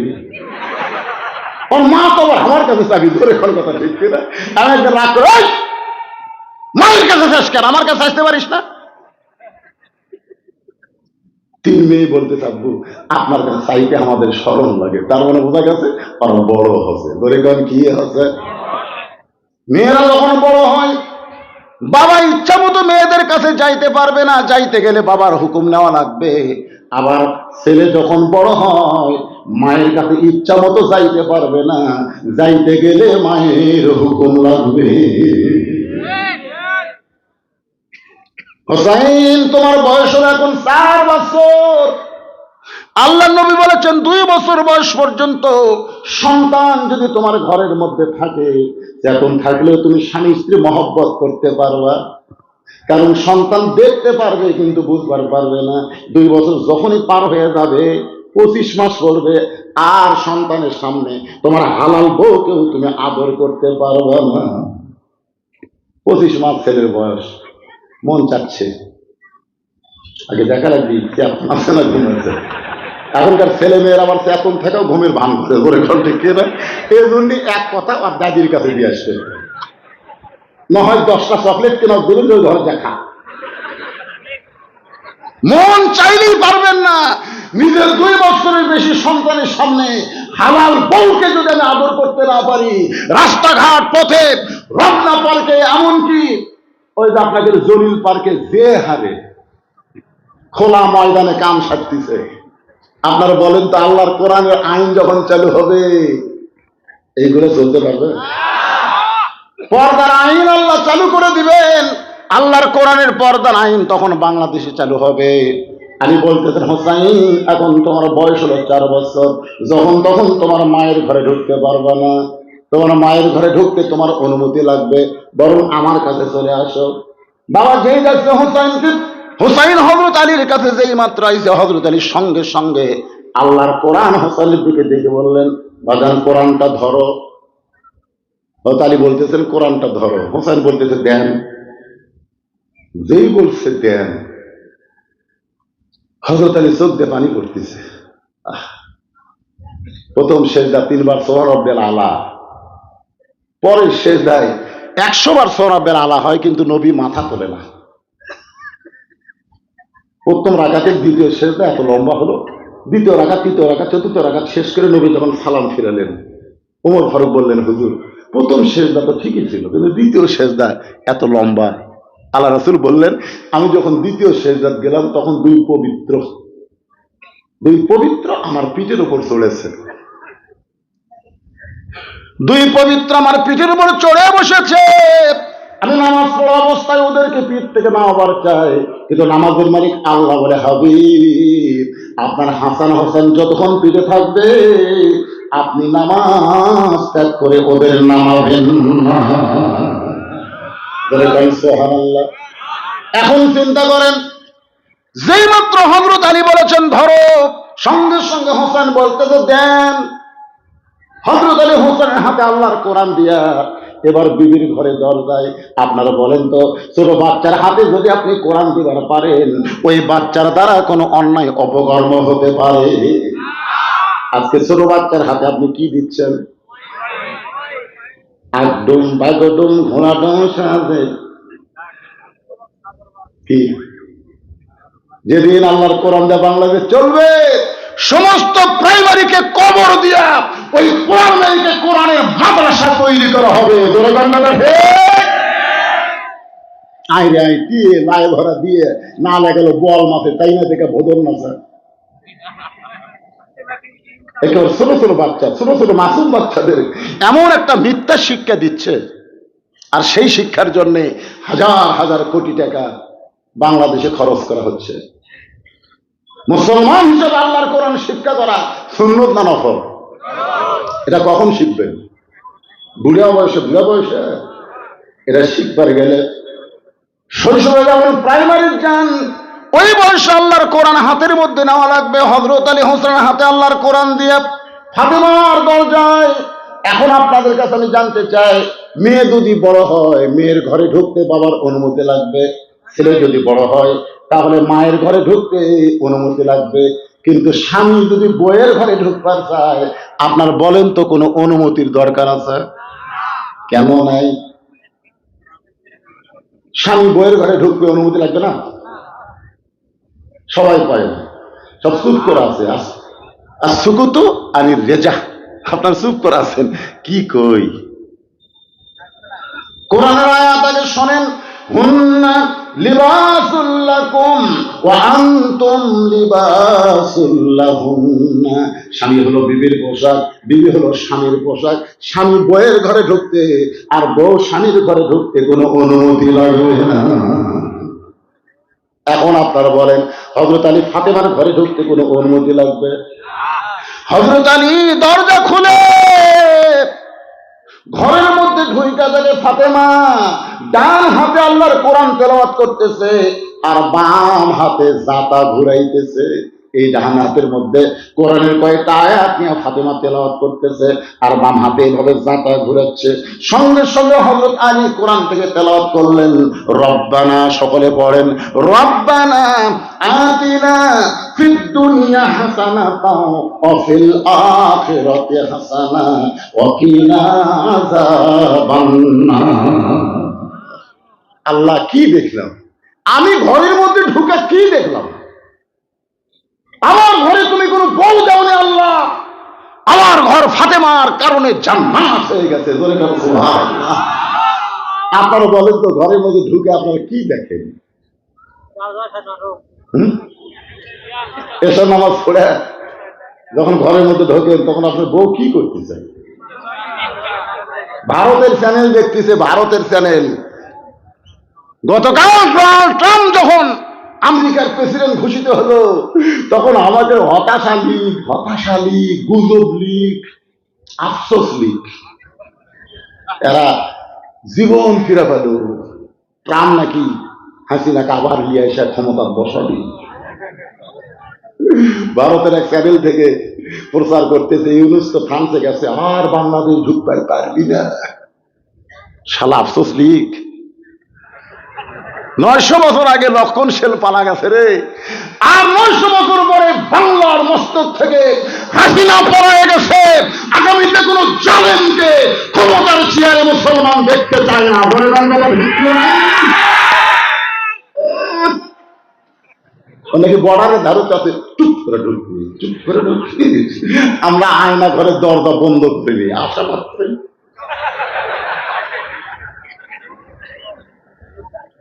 300 আসনের একটা এমপিও নেই, সব শালা পলে গেছে।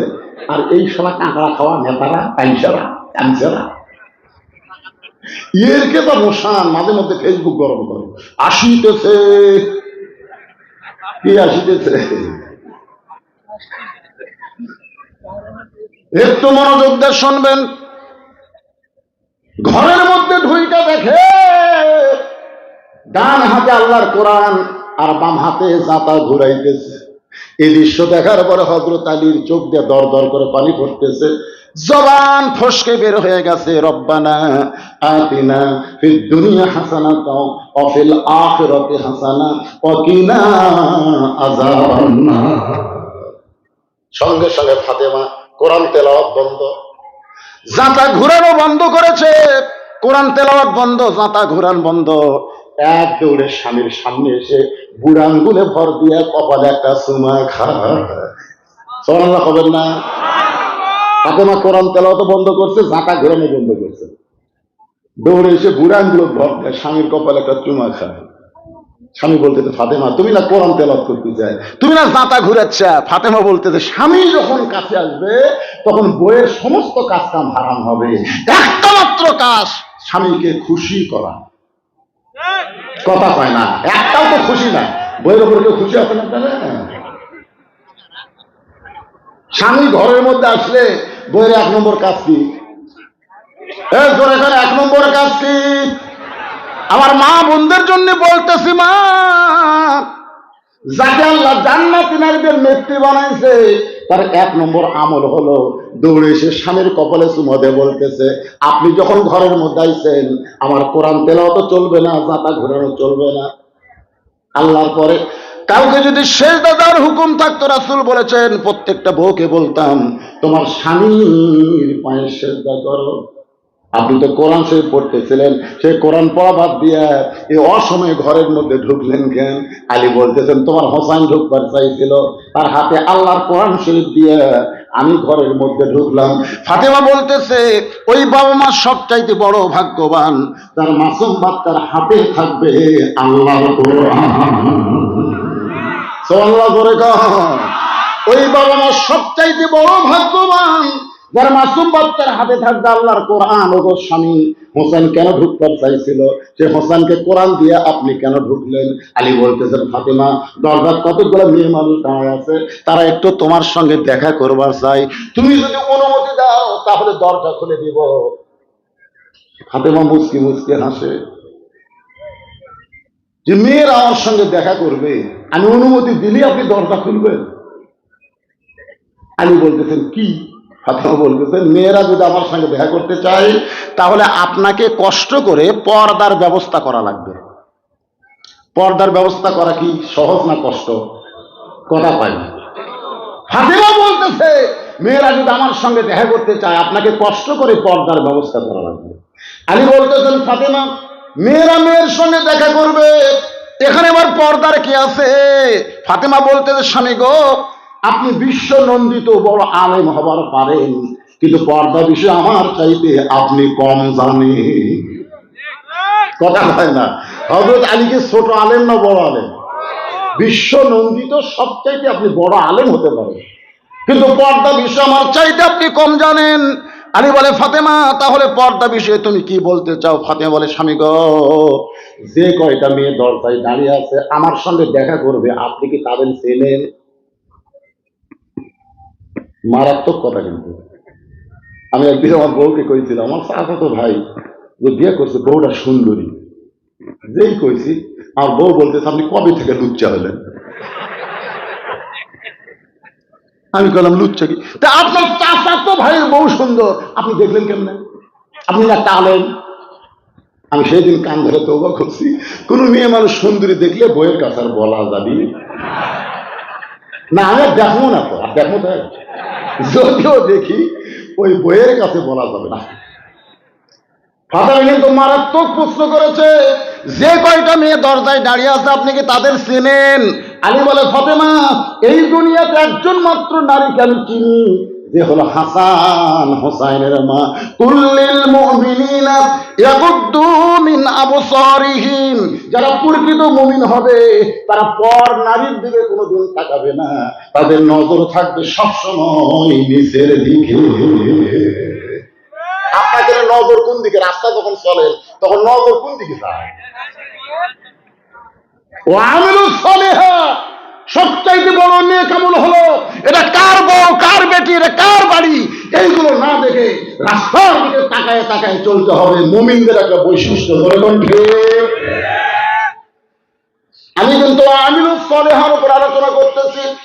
এরপরে সূরা আসরের দুইটা পয়েন্ট আছে, ওয়াতাওয়াসাউ বিল হক, ওয়াতাওয়াসাউ বিস সবর।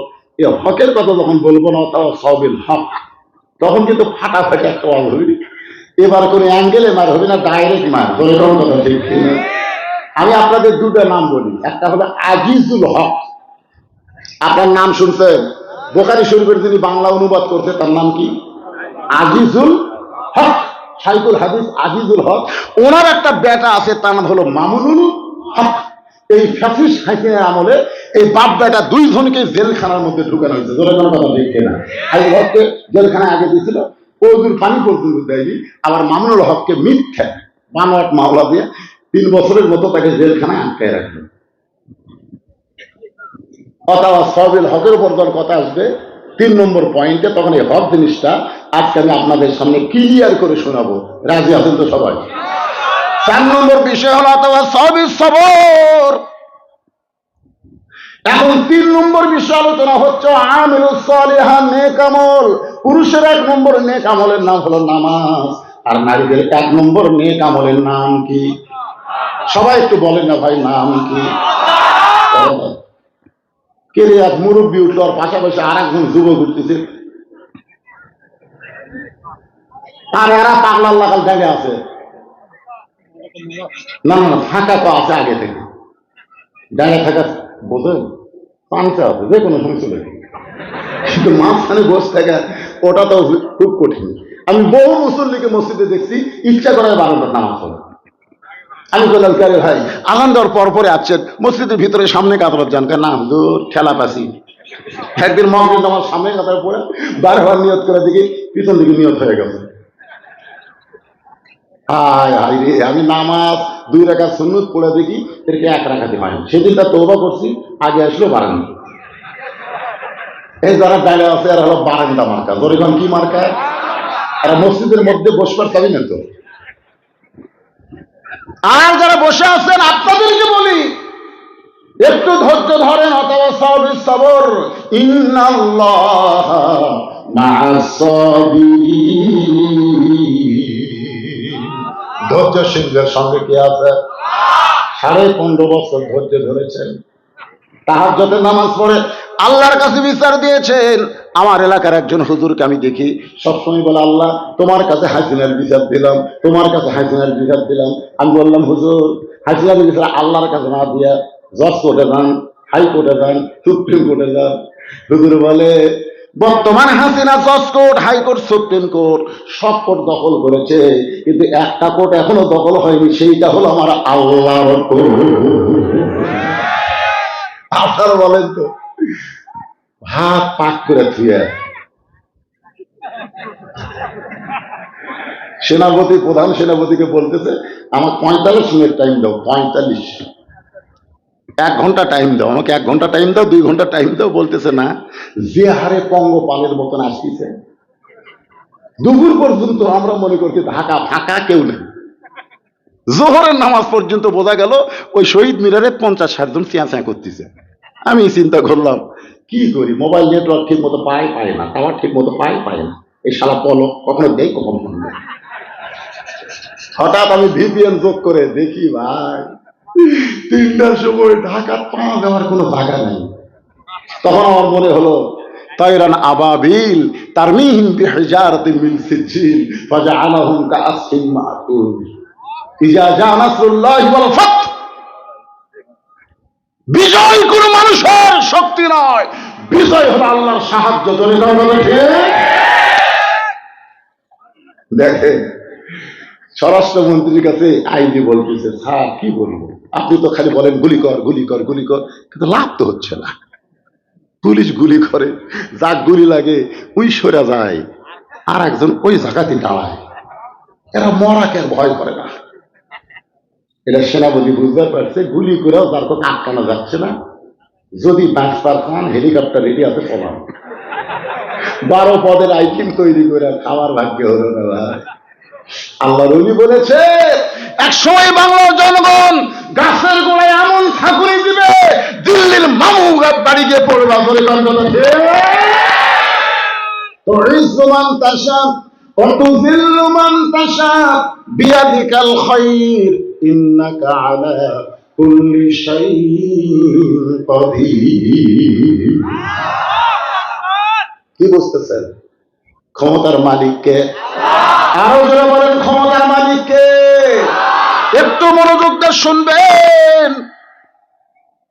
আলী বলতেছেন, ফাতেমা একটা মাত্র মেয়ে ছাড়া দুনিয়ার অন্য কোনো মেয়েকে আমি চিনি না, সে মেয়েটা হলো হাসান হোসেনের মা, আমার বউ। সঙ্গে সঙ্গে ফাতেমা স্বামীর কপালে আর একটা চুমা খায়। আপনি যদি আপনার বউয়ের কাছে বলেন, ওগো তোমার মতো মেয়ে কেউ নাই, তুমি এত সুন্দরী কেন? বউ বলতেছে, আর কাকু দেখছেন? কাকে দেখবো, তুমি ছাড়া তো আমার দেখা যায় নাই। আপনারা বলেন তো, বউ কি খারাপ হবে? আমি বলেন, ফাতেমা একজন নারীর সঙ্গে দেখা করবে, পর্দার ব্যবস্থা কেন করা লাগবে? ফাতেমা বলে, স্বামী গো, যে কয়টা মেয়ে দরজায় দাঁড়িয়ে আছে তার মধ্যে সবাই যদি পর্দানিশী হয় আর একজন যদি বেপর্দা হয়, সব মেয়েরাই পর্দানিশী, কিন্তু একটা হলো বেপর্দা। বেপর্দা নারী যারা, শয়তানের যানবাহন তারা। আমি যেই বলবো বেপর্দা নারী যারা, আপনারা বলবেন শয়তানের যানবাহন তারা। বলতে পারবেন না? বেপর্দা নারী যারা, শয়তান যে আপনাদের এলাকাতে আসে পুরুষের মাধ্যমে কিন্তু আসে না, শয়তান আসে নারীর মাধ্যমে। নারী যদি বেপর্দা হয়, আল্লাহ যখন বললো ওয়ালা তাকরাবা হাদিস সাদারা ফাতাকুনা মিনাজ জালিমিন, ওই গাছের কাছে যাইও না, এই গাছের কাছে কি করো না, হাওয়া বেপর্দা হয়ে।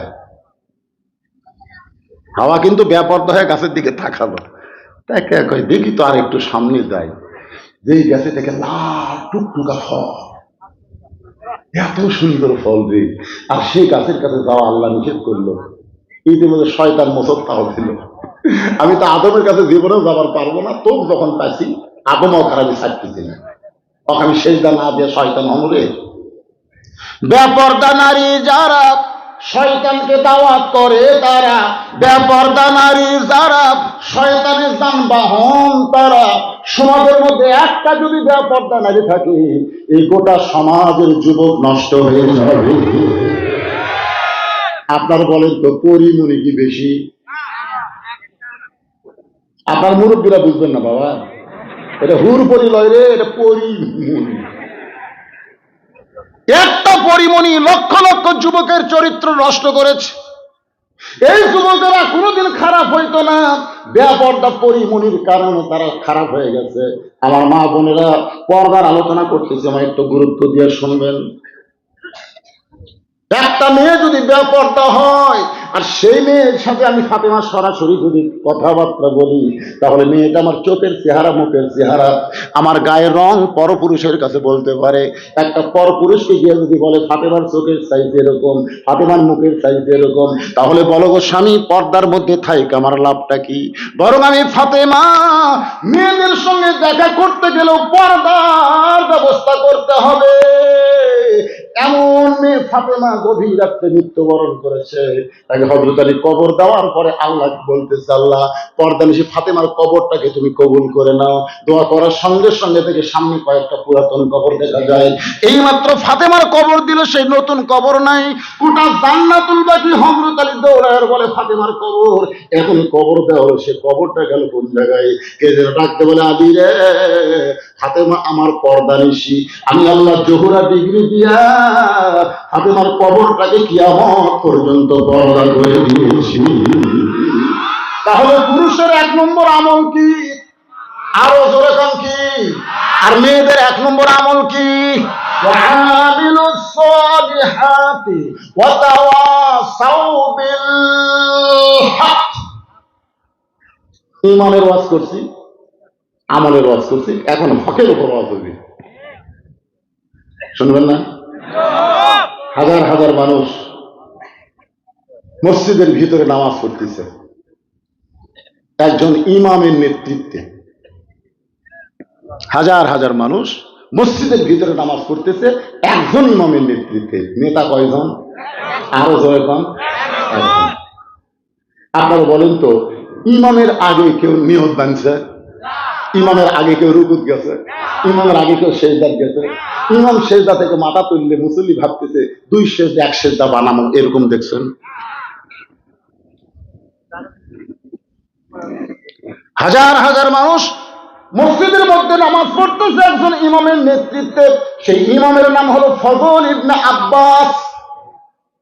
নামটা খেয়াল রাখবেন, ইমামের নাম হলো ফজল ইবনে আব্বাস। নাম কি? হ্যাঁ, খেয়াল করবেন। আমাদের ইমাম হলো আবু হানিফা রহমতুল্লাহ আলাইহি, আছে না নাই? ইমাম আজম আবু হানিফা রহমতুল্লাহ আলাইহি। আর বাংলাদেশের কোরআনের পাখি হলো আল্লামা সাইদি রহমতুল্লাহ আলাইহি। এগুলার জীবনের সাথে কিন্তু মোটামুটি একটা মিল আছে। আবু হানিফা রহমতুল্লাহ আলাইহিকে সবচেয়ে বড় বিচারকের পদ দিবার চাইছিল, কিন্তু উনি সেই পদটা নেননি, যার কারণে তাকে জেলখানায় বন্দি করলো। আর মামুনুল হক কয়েকদিন আগে যশোরের ওয়াজ করতে গিয়ে বলল, আল্লামা সাইদি হুজুরের সাথে জেলখানায় আমার দেখা হয়েছিল, তিনি কি কারণে জেলখানায়? তার বয়ান শোনার পরে আবু হানিফার কথা বারবার আমার মনে হয়ে যায়। কোরআনের পাখিকে লোভনীয় বহু প্রস্তাব দেওয়া হয়েছিল, কিন্তু তিনি ইসলামকে বিক্রি করে নাই, ইমানকে বিক্রি করে নাই, যার কারণে ফাঁসির সরকার বিনা অপরাধে তাকে 13 বছর জেলখানায় বন্দী রাখছে। আমরা প্রত্যেকটা বক্তা ওনার অনুসারী, ওনার জন্য দোয়া করি। প্রত্যেকটা মাহফিল আল্লাহ কোরআনের পাখিকে তুমি হেফাজত করো, তুমি সুস্থতা দান করো। জেলখানার মধ্যে উনি খুব ভালো হচ্ছে। ভারতের খবর নিল এত বছর জেলখানা থাকে, মরে না কেন? চেষ্টা করছে না, দিন দিন আরো টল টল করতেছে। 2 দিন আগে 2 জন মন্ত্রী ভারত গেল, কি যে মন্ত্র পড়ে দিল। আসার পরে জেলখানা থেকে তাকে বের করে তিনি বলতেছেন, আমি তো সুস্থ আছি, আমাকে হাসপাতালে কেন নিয়ে যাবেন? বলেন উপর আলার অর্ডার। হাসপাতাল নিয়ে গিয়ে তাকে ইনজেকশন করে হত্যা করা হলো।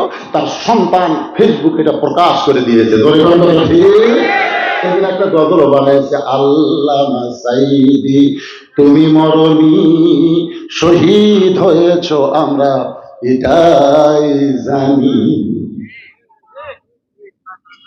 আলেমটার নাম হলো ফজল ইবনে আব্বাস, নামাজটার নাম হলো জোহরের নামাজ। জোরে বলেন কোন নামাজ?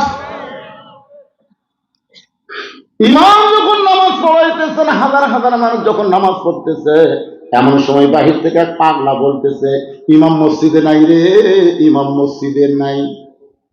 ফতাওয়া সাবিল হক, আমি কিন্তু হকের উপর ওয়াজ করতেছি, একটু মনোযোগ করে শুনবেন। চিন্তা করতেছে হুজুর কি দিয়ে কি বুঝাবেন। একটা পাগলা বলছে ইমাম মসজিদে নাই রে, ইমাম মসজিদে নাই।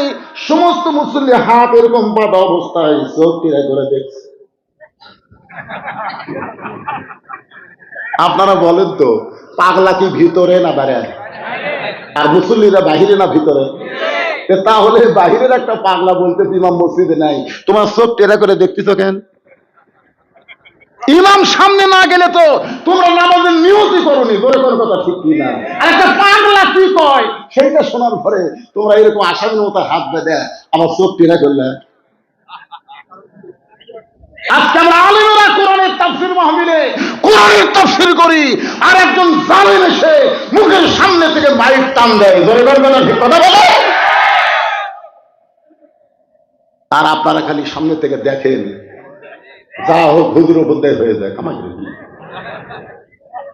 চিন্তা করে দেখেন, ফজল ইবনে আব্বাস নামাজ শেষ করলেন।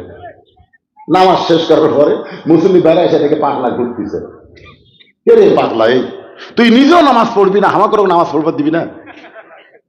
পাগল বলতেছে, ভাই আমি তো তোমাকে বিরুদ্ধে বলিনি ভাই, আমি কি বলছি মুসল্লি মসজিদে নাই, এ কথা বলছি? আমি বলছি ইমাম মসজিদে নাই, তো তোমরা খেপো কেন? আমি তো তোমাদের বিরুদ্ধে বলিনি, আমি ইমামের বিরুদ্ধে বলেছি। মুসলিমরা বলতে ঠিকই তো, তাই রে, এই তো আমার বিরুদ্ধে করে। আজকে আলেমদেরকে ধরে ধরে জেলখানা দিয়ে যাবে, ইমামদেরকে ধরে জেলখানা দিয়ে যাবে, আর মুসলিমরা বলবে আমাকে তো ধরতেছে না রে। খুব মনোযোগ দিয়ে শুনবেন। সমস্ত মুসল্লি বলতেছে এই পাগলা তো আমাদের বিরুদ্ধে বলে নাই, পাগলা তো ইমামের বিরুদ্ধে বলেছে। খামাকা পাগলার সঙ্গে গন্ডগোল করে লাভ কি, সব হয়ে যায়। এমন সময় কতগুলো মুসল্লি বলতেছে ইমামের বিরুদ্ধে বললি আমাকে বিরুদ্ধে বলা, ঠিক কিনা বলেন? এমন সময় ফজল আব্বাস মসজিদ থেকে বের হচ্ছেন। এক মুসল্লি বলতেছে হুজুর এই পাগলা বলছে ইমাম মসজিদে নাই, আমরা চোখ টেরা করে দেখছি, তখন আপনি সামনেই ছিলেন। আমরা হাজার হাজার মুসল্লি সাক্ষী দিচ্ছি এই পাগলা যা বলেছে ভুল বলেছে। আপনি যে মসজিদে ছিলেন এটা আমরা চোখ টেরা করে দেখছি তো। আর এই পাগলা কাছে ইমাম মসজিদে নাই। আপনার মাধ্যমে আমরা পাগলের বিচার চাই।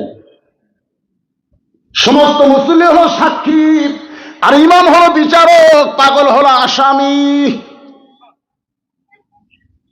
ফজল ইবনে আব্বাস বলতেছে রে পাগল, আজকে সমস্ত মুসল্লি সাক্ষী দিচ্ছে আমি মসজিদের মধ্যে ছিলাম, আর তুই বলছিস আমি মসজিদে নাই, এখন তোকে আসামি বানায় বিচার করা লাগবে। সঙ্গে সঙ্গে পাগল বলতেছে ইন্নাল্লাহা ইয়ামুরুকুম আন তুআদ্দুল আমানাতি ইলা আহলিহা ওয়া ইযা হাকামতুম বাইনান নাস আন তাহকুমু বিল আদল। এই মুসল্লিরা আসল বিচারক চিনে না, এই কারণে তোমাকে বিচারক বানাচ্ছে। তুমি ফজল ইবনে আব্বাস তো জানো আসল বিচারক কে। জোরে বলেন আসল বিচারক কে? বাংলার জনগণ জানে না, নকল বিচারকের কাছে বিচার চায়, কিন্তু আসল বিচারক হলেন আল্লাহ। এত বছর পরে হাসিনার বিচার করে দেখায় দিছে আল্লাহ ধরে ধরে ধরে না, আবার ধরলেও কিন্তু আল্লাহ ধরে না রে, এত কিছু করতেছে রে, হাসিনা কিছু কয় না রে। মুসা আলাইহিস সালাম বলে আল্লাহ ফেরাউনকে তোমার কলেমার দাওয়াত দিবে না, আর ফেরাউন যে হারে আমাকে ঘাবড়ায়, আল্লাহ আমি আর কত দৌড়াবো? আল্লাহকে জাগা মতো যা পাগলা, জাগা মতো যা, ধরা হুকি যা। দৌড়াইতে দৌড়াইতে সামনে হলো সাগর। ফেরাউনকে আর দৌড়াবো না। তিন দিকে আমরা লাঠি সোটা নিয়ে দাঁড়ায় আছি, এখন পলাবি কোন দিক দিয়ে? মুসা কয়, আল্লাহ আর তো আমার যাওয়ার টাকা নাই, এখন তো আর দৌড়ানোরও টাকা নেই। আল্লাহ বলতেছে, বাড়ি মার। 12 বার লাঠির বাড়ি মারছে, 12 লাইন রাস্তা হয়ে গেছে। ফেরাউনকে ধর। আল্লাহ কয়, ফেরাউন এতক্ষণ ভালোই দৌড়ালি, এখন রাস্তা পেয়ে তুইও যাবো? যেই গেছে ভাই, পানি আগের মতো হয়ে গেছে, দৌড়াবো না। হাসিনার অবস্থাও তাই, খালি আলেমদেরকে ধাবলাই, ধরে কথা কন না কেন? একটু মনোযোগ দিয়ে শুনবেন। পাগল বলতেছে ওরা বিচারক চিনে না বলে তোমার কাছে বিচার চাইছে, কিন্তু তুমি একজন আলেম, তুমি তো জানো আসল বিচারককে। বিচার করতে হবে আল্লাহর আইন দিয়ে, মানুষের তৈরি আইন দিয়ে বিচার করলে চলবে না। সঙ্গে সঙ্গে ফজল ইবনে আব্বাস আল্লাহর দিকে খেয়াল করে বলতেছে, রে মুসল্লিরা, পাগল যা বলেছে ঠিক বলেছে, পাগল যা বলেছে ঠিক বলেছে। সমস্ত মুসল্লি বলতেছে, পাগল কেমনে ঠিক? চোখ টেরা করে দেখলাম আপনি আমাদের সামনে ছিলেন, আর পাগল বলতেছে ইমাম মসজিদে নাই, পাগল কেমনে ঠিক? এই বিচার আমরা আপনার কাছে আবার চাই। সঙ্গে সঙ্গে পাগল কান্দার বলে, আসল কথা বলে হুজুর ধরা পড়েছে। তবে আব্বাস কিন্তু আসল কথা বলছে, ধরে কোন কি কথা? আর পাগল বলতেছে, আসল কথা বলে হুজুর ধরা পড়েছে। দেশাইল কলিকাল, ভেড়া চাটে বাঘের কাল, আসল কথা বললে তোমায় মারবে রে, হক কথা বললে তোমায় ধরবে রে। সে ধরা ধরে দিন আর আছে। আমি সেদিন পীরগঞ্জে ওয়াজ করতেছিলাম দিনের বেলা। বিএনপির এক নেতা এবার এমপি ইলেকশন করবে, ধানের শিশিয়া, ও আমারে কইল, হুজুর যত হুজুর আসে আমরা টেকা দিয়ে আসি, কিন্তু হুজুরা খেলে জামাতের ক্যানভাস করে। টেকা দিয়ে আমরা আর জামাতের ক্যানভাস করা যায় হুজুর, আমরা তো সামনে আর কোনো মাহফিল করবার দেব না। দেখছেন, বিএনপির একজন নেতা বলতেছে আমরা আগামীতে তো এভাবে মাহফিল করতে দিব না। সমস্ত দলের লোক মিলে মাহফিল করে, এরা জামাতের ক্যানভাস করে। আমি বললাম, জামাত ইসলামের কি নাম লিখছে? না দেয়নি। জেলা কথা কয় সবই তো জামাতের পক্ষেই পুরা পায়। আপনারা বলেন তো, জামাত ইসলামের পক্ষে পড়বে না বিএনপির পক্ষে পড়বে? আমরা আল্লাহর কোরআন থেকে হক কথা বলবো, জোরে কোন কথা ঠিক কিনা? কথা সাউবিল হক, মনোযোগ দিয়ে শুনবেন। সমস্ত মুসল্লি বলে, হুজুর পাগল কেমনে ঠিক? সঙ্গে সঙ্গে ফজল আব্বাস বলতেছে, পাগল যখন বলেছি ইমাম মসজিদে নাই, জোহরের নামাজ হলো 4 রাকাত, জোরে কোন কয় রাকাত? এই কথাটা মনোযোগ দিয়ে শুনবেন। মনের ঘরে তালা দিয়া চাবি নিয়া আছেন সাই, আমি অধ্বংসাধ্য কি তার হুকুম ছাড়া বাইরে যাই, হুকুম ছাড়া বাইরে যাই। গানটা বুঝতে পারলেন? না পারলেন না পারলেন, কথাটা মনোযোগ দিয়ে শুনবেন। জোহরের ফরজ নামাজ কয় রাকাত? আরো জোরে। ফজল আব্বাস বলতেছে, 1 রাকাত নামাজ আমি ছিলাম, 2 রাকাত নামাজে আমি ছিলাম, কিন্তু 3 রাকাত নামাজে আমার ভিতরে আমি ছিলাম না। ওই পাগল যখন বলেছে ইমাম নাই রে, ইমাম মসজিদে নাই, আমি আবার নামাজে ফিরে এসে আমি 3 রাকাত এবং 4 রাকাত নামাজ পড়া। এখন যদি বর্তমান বাংলাদেশের মুসলমানের চাল চরিত্র দেখার পরে বলি, উদখুলু ফিস-সিলমি কাফা, আল্লাহ বলেছেন পুরাপুরি ইসলামের মধ্যে প্রবেশ করো, কিন্তু বর্তমান বাংলাদেশের মুসলমান পুরাপুরি ইসলামের ভিতরে। তাহলে আমি কি বলবো? মুসলমান ইসলামে নাই রে, ইসলামে। বিশ্বদ্বীপ চাষতলে একজন হানফান করে দৌড়ে এসে গল্প করতেছে, ইসলামও নাই শান্তিও নাই, ইসলামও নাই শান্তিও নাই। আমি কাছে গিয়ে বললাম, ভাইদা ঠিকই বলছেন, ইসলাম না থাকলে শান্তি থাকবে না। বলে, না হুজুর, এটা সেই ইসলাম না। আমি বললাম, এটা কোন ইসলাম? বলে, আমরা মুসলমান, আমাকে ইসলাম। ওই উত্তর পাড়া হিন্দুকে শান্তি গিলে বাইর হয়ে গেছে। এখন মুসলমানরা খুঁজতেছে ইসলাম নাই, হিন্দুরা খুঁজতেছে শান্তি নাই। হিন্দুরা খুঁজতে খুঁজতে মুসলমান পাড়া যাচ্ছে, মুসলমান খুঁজতে খুঁজতে হিন্দু পাড়া গেছে। ইসলাম ইসলাম নাই। হিন্দুরা বলে শান্তি শান্তি, ইসলাম নাই শান্তি।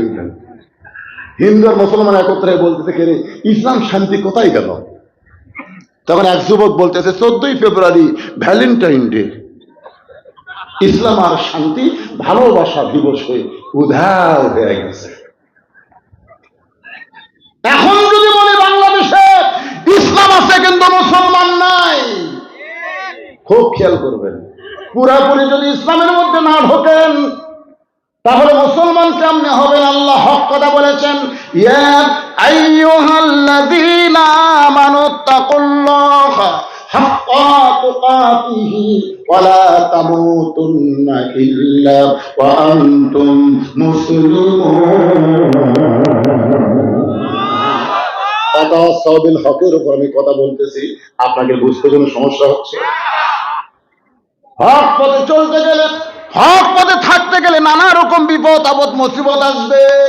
দরকার হলে আবু সাইদের মতন বাতিলের সামনে হককে প্রসারিত করে জীবন দেওয়া লাগবে। ধরে কোন কথা ঠিক কিনা? আপনার বলেন তো, আবু সাইদ মরার পরে ওর বাপ মায়ের খবর কি? ওর একটা ভাই ছিল, তার চাকরি হয়ে গেছে, দুটা বোন ছিল, তারও চাকরি ওই কারমাইকেল কলেজে হয়ে গেছে। আবু সাইদ বলতেছে, আবু সাইদ যখন জীবিত ছিল ওর বাপ বলতেছে আমার আবু সাইদকে পাড়ার মানুষই খুব একটা চিনত না। কারমাইকেল কলেজে গিয়ে জানা গেল আবু সাইদ শান্ত শিষ্ট একটা ছাত্র ছিল, সে গোপনে গোপনে ইসলামী ছাত্র শিবিরের সাথী ছিল। কিন্তু জীবন দেওয়ার পরে শুধু গোটা বাংলাদেশ নয়, ডক্টর ইউনূস ওই জাতির সঙ্গে গিয়ে ভাষণ দেওয়ার সময় দুই হাত প্রসারিত করে আবু সাইদের জীবন দেওয়া দেখাইছে। কথা বলেন, ঘড়ি আমার কাছে আছে, সময় মতো অবশ্য আমি কথা সংক্ষিপ্ত করে ফেলবো ভাইজান। ওটা বসা করলে তোরা আসরের তাফসীর শোনা থেকে আপনারা বঞ্চিত হয়ে যাবেন। অথবা সাউদুল হক হক জিনিসটা বোঝা লাগবে। কুল জাল হাক্ক ওয়া যাহাকাল বাতিল ইন্নাল বাতিলা কানা যাহুকা। আপনারা বলেন তো, মামুনুল হককে যখন জেলখানা নিয়ে যাচ্ছিল, আপনারা দেখছেন? জেলখানা থেকে যখন আদালতে নিয়ে যাচ্ছে, দেখেননি? খবরও দেখেননি? সাইড থেকে মানুষের কি বলছে, আসসালামু আলাইকুম হুজুর, টেনশন করবেন না হুজুর, আল্লাহ আপনাকে মুক্ত করে দিবে। বলেনি? বলেনি? বলেছেন? বলেনি? হুজুর আসসালামু আলাইকুম। মামুনুল হকের সাথে একটু হাত লাগাবার চাই, কিন্তু হাতের দিকে তাকিয়ে দেখেছে হ্যান্ডকাপ মারছে ভাই। আর এখন শালা করবি তখন কোটত নিয়ে যায়। এই ম্যানকে যা মারিছে ভাই না, পরে হাত দেয় দেখে ওর একটা বিসি নেই। আর এই হাসান হক ইউনুস যা মারিছে, ওটা দেখলে তো বলে এতগুলো হাজার হাজার পুলিশের মধ্যে দৌড়ে যায় কিভাবে লাগতে পারলো রে, সক্কা মারা দিছে। ধরে কোন কথা। আর এই যে একটা যে কয়টা দেয়া গেছে খালি ডিম মারে দুটা মারে, ডিম মারে দুটা মারে। আর আলেমদেরকে যখন জেলখানা নিয়ে গেছে একটা ডিম মারা দেখছেন? যে কয়টা যুদ্ধ অপরাধী জেলত নিয়ে গেছে, কোটে যখন নিয়ে যায় কোনো ডিম মারা দেখছেন? এখান থেকে প্রমাণ হলো হক কথা। বাংলার মুসলমান আজব আলেমদেরকে ভালোবাসে, জালেমদেরকে ঘৃণা করে। ধরে কোন কথা ঠিক না? অথবা সাহাবী সবর সূরা আসরের 4 নম্বর বিষয় হলো ধৈর্য ধারণের শিক্ষা দেওয়া লাগবে। বিপদ আপদ মুসিবত যখন আসবে, আল্লাহ কোরআনে বলেছেন ওয়ালা নাবলুওয়ান্নাকুম বিশাইইন মিনাল খাউফি ওয়াল জুই ওয়া নাকসিম মিনাল আমওয়ালি ওয়াল আনফুসি ওয়াস সামারাতি ওয়া বাশশিরিস সাবিরিন। কি মনোবাদ করে দেবো? কেউ ওঠা বসা করে কেন? আচ্ছা, যে মেয়ের কোনোদিন বাচ্চা হয়নি, বিয়ার পরে প্রথম বাচ্চা হবে, ওই বাচ্চা হওয়ার খবর জানে? হয়তো খালি ধান্দা করছে আমার পায়ের তলে সন্তানের জান না, মা হলে আমার পায়ের তলে সন্তানের জান। কে মা হওয়ার ঠেলা জানিস? প্রসব বেদনা যখন শুরু হয়ে গেছে, মেয়েটা মা হবে কিন্তু প্রসব বেদনার খবর তো জানে না। কলিজা থেকে যখন একে টান ধরেছে, এত ব্যথা, ব্যথার চোটে বাহিরে এসে চিল্লাইতেছে বিষ খাবো, গলার দড়ি দিব, মরে যাব, বিষ খাবো, গলার দড়ি দিব, মরে যাব। এই কথা যখন বারবার বলতেছে, দাদি নাই দৌড়ে এসে ধাক্কায় ধাক্কায় ঘরের মধ্যে তোলে, ওঠ ওঠ, ঘরের মধ্যে তুলে বালিশে শোয়ে দিয়ে বলে অতাওয়াসাউ বিস-সবর, ধৈর্য ধর।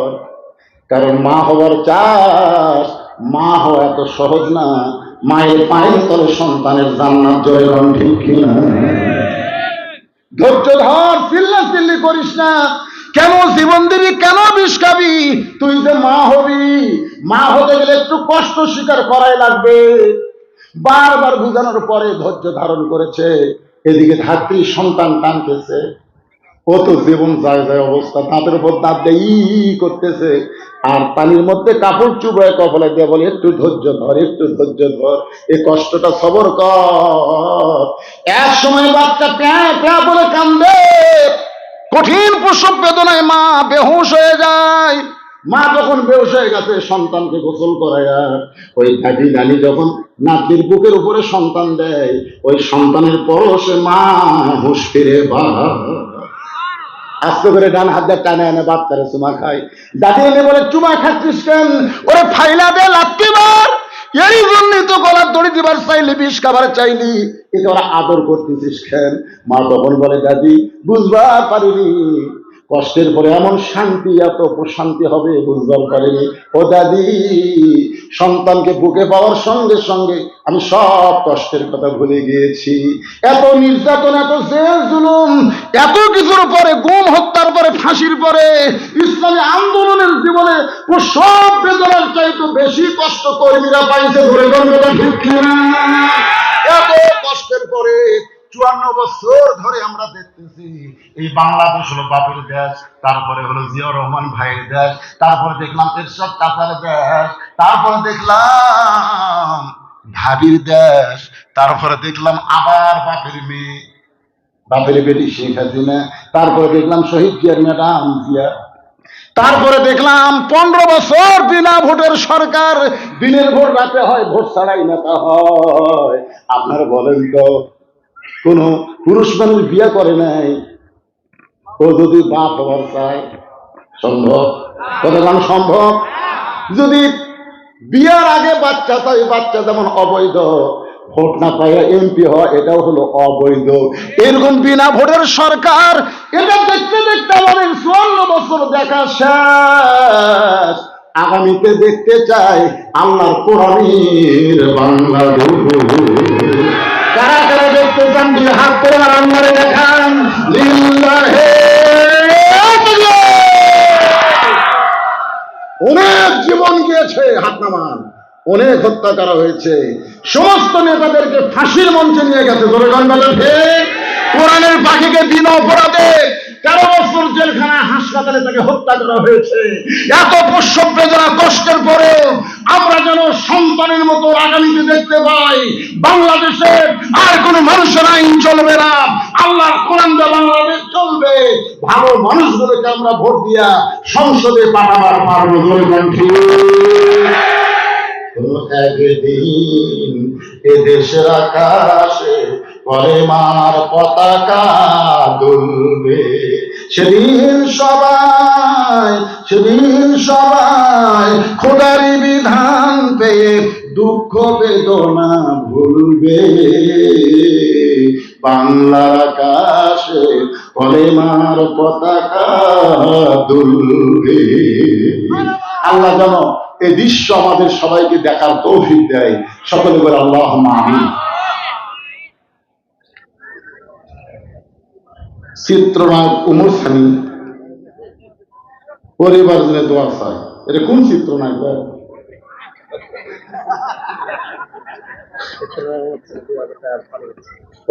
এলাকার বাড়ি চিত্রনায়ক উমর সানি কি জন্য টাকা দিল? আচ্ছা ঠিক আছে।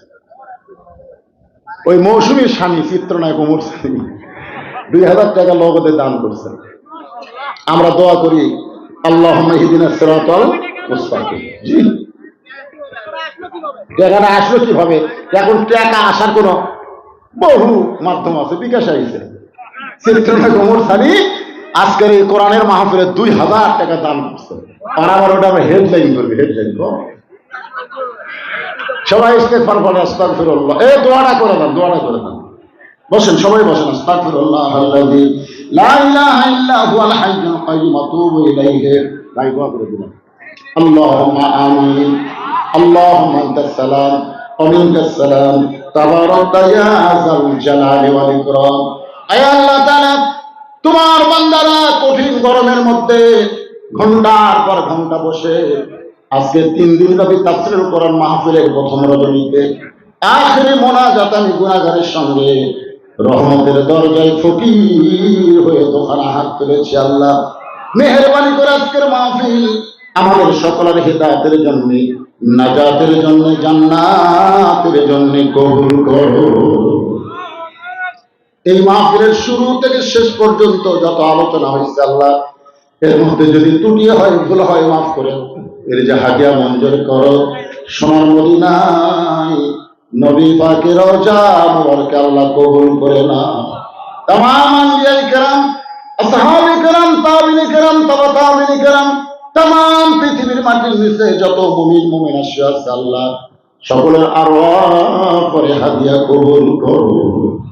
আল্লাহ, আমরা যারা হাত তুলেছি, আমাদের জনম দুঃখী মা যাদের কবরে চলে গেছে, ছোট্ট একটা শব্দ মা, এই নামের মধ্যে যে কি মধু, যাদের মা নাই তারাই বুঝতেছে। এই দরদের মা যাদের কবরে গেছে আল্লাহ, মেহেরবানি করে মায়ের কবরকে জান্নাতের টুকরা বানিয়ে দাও।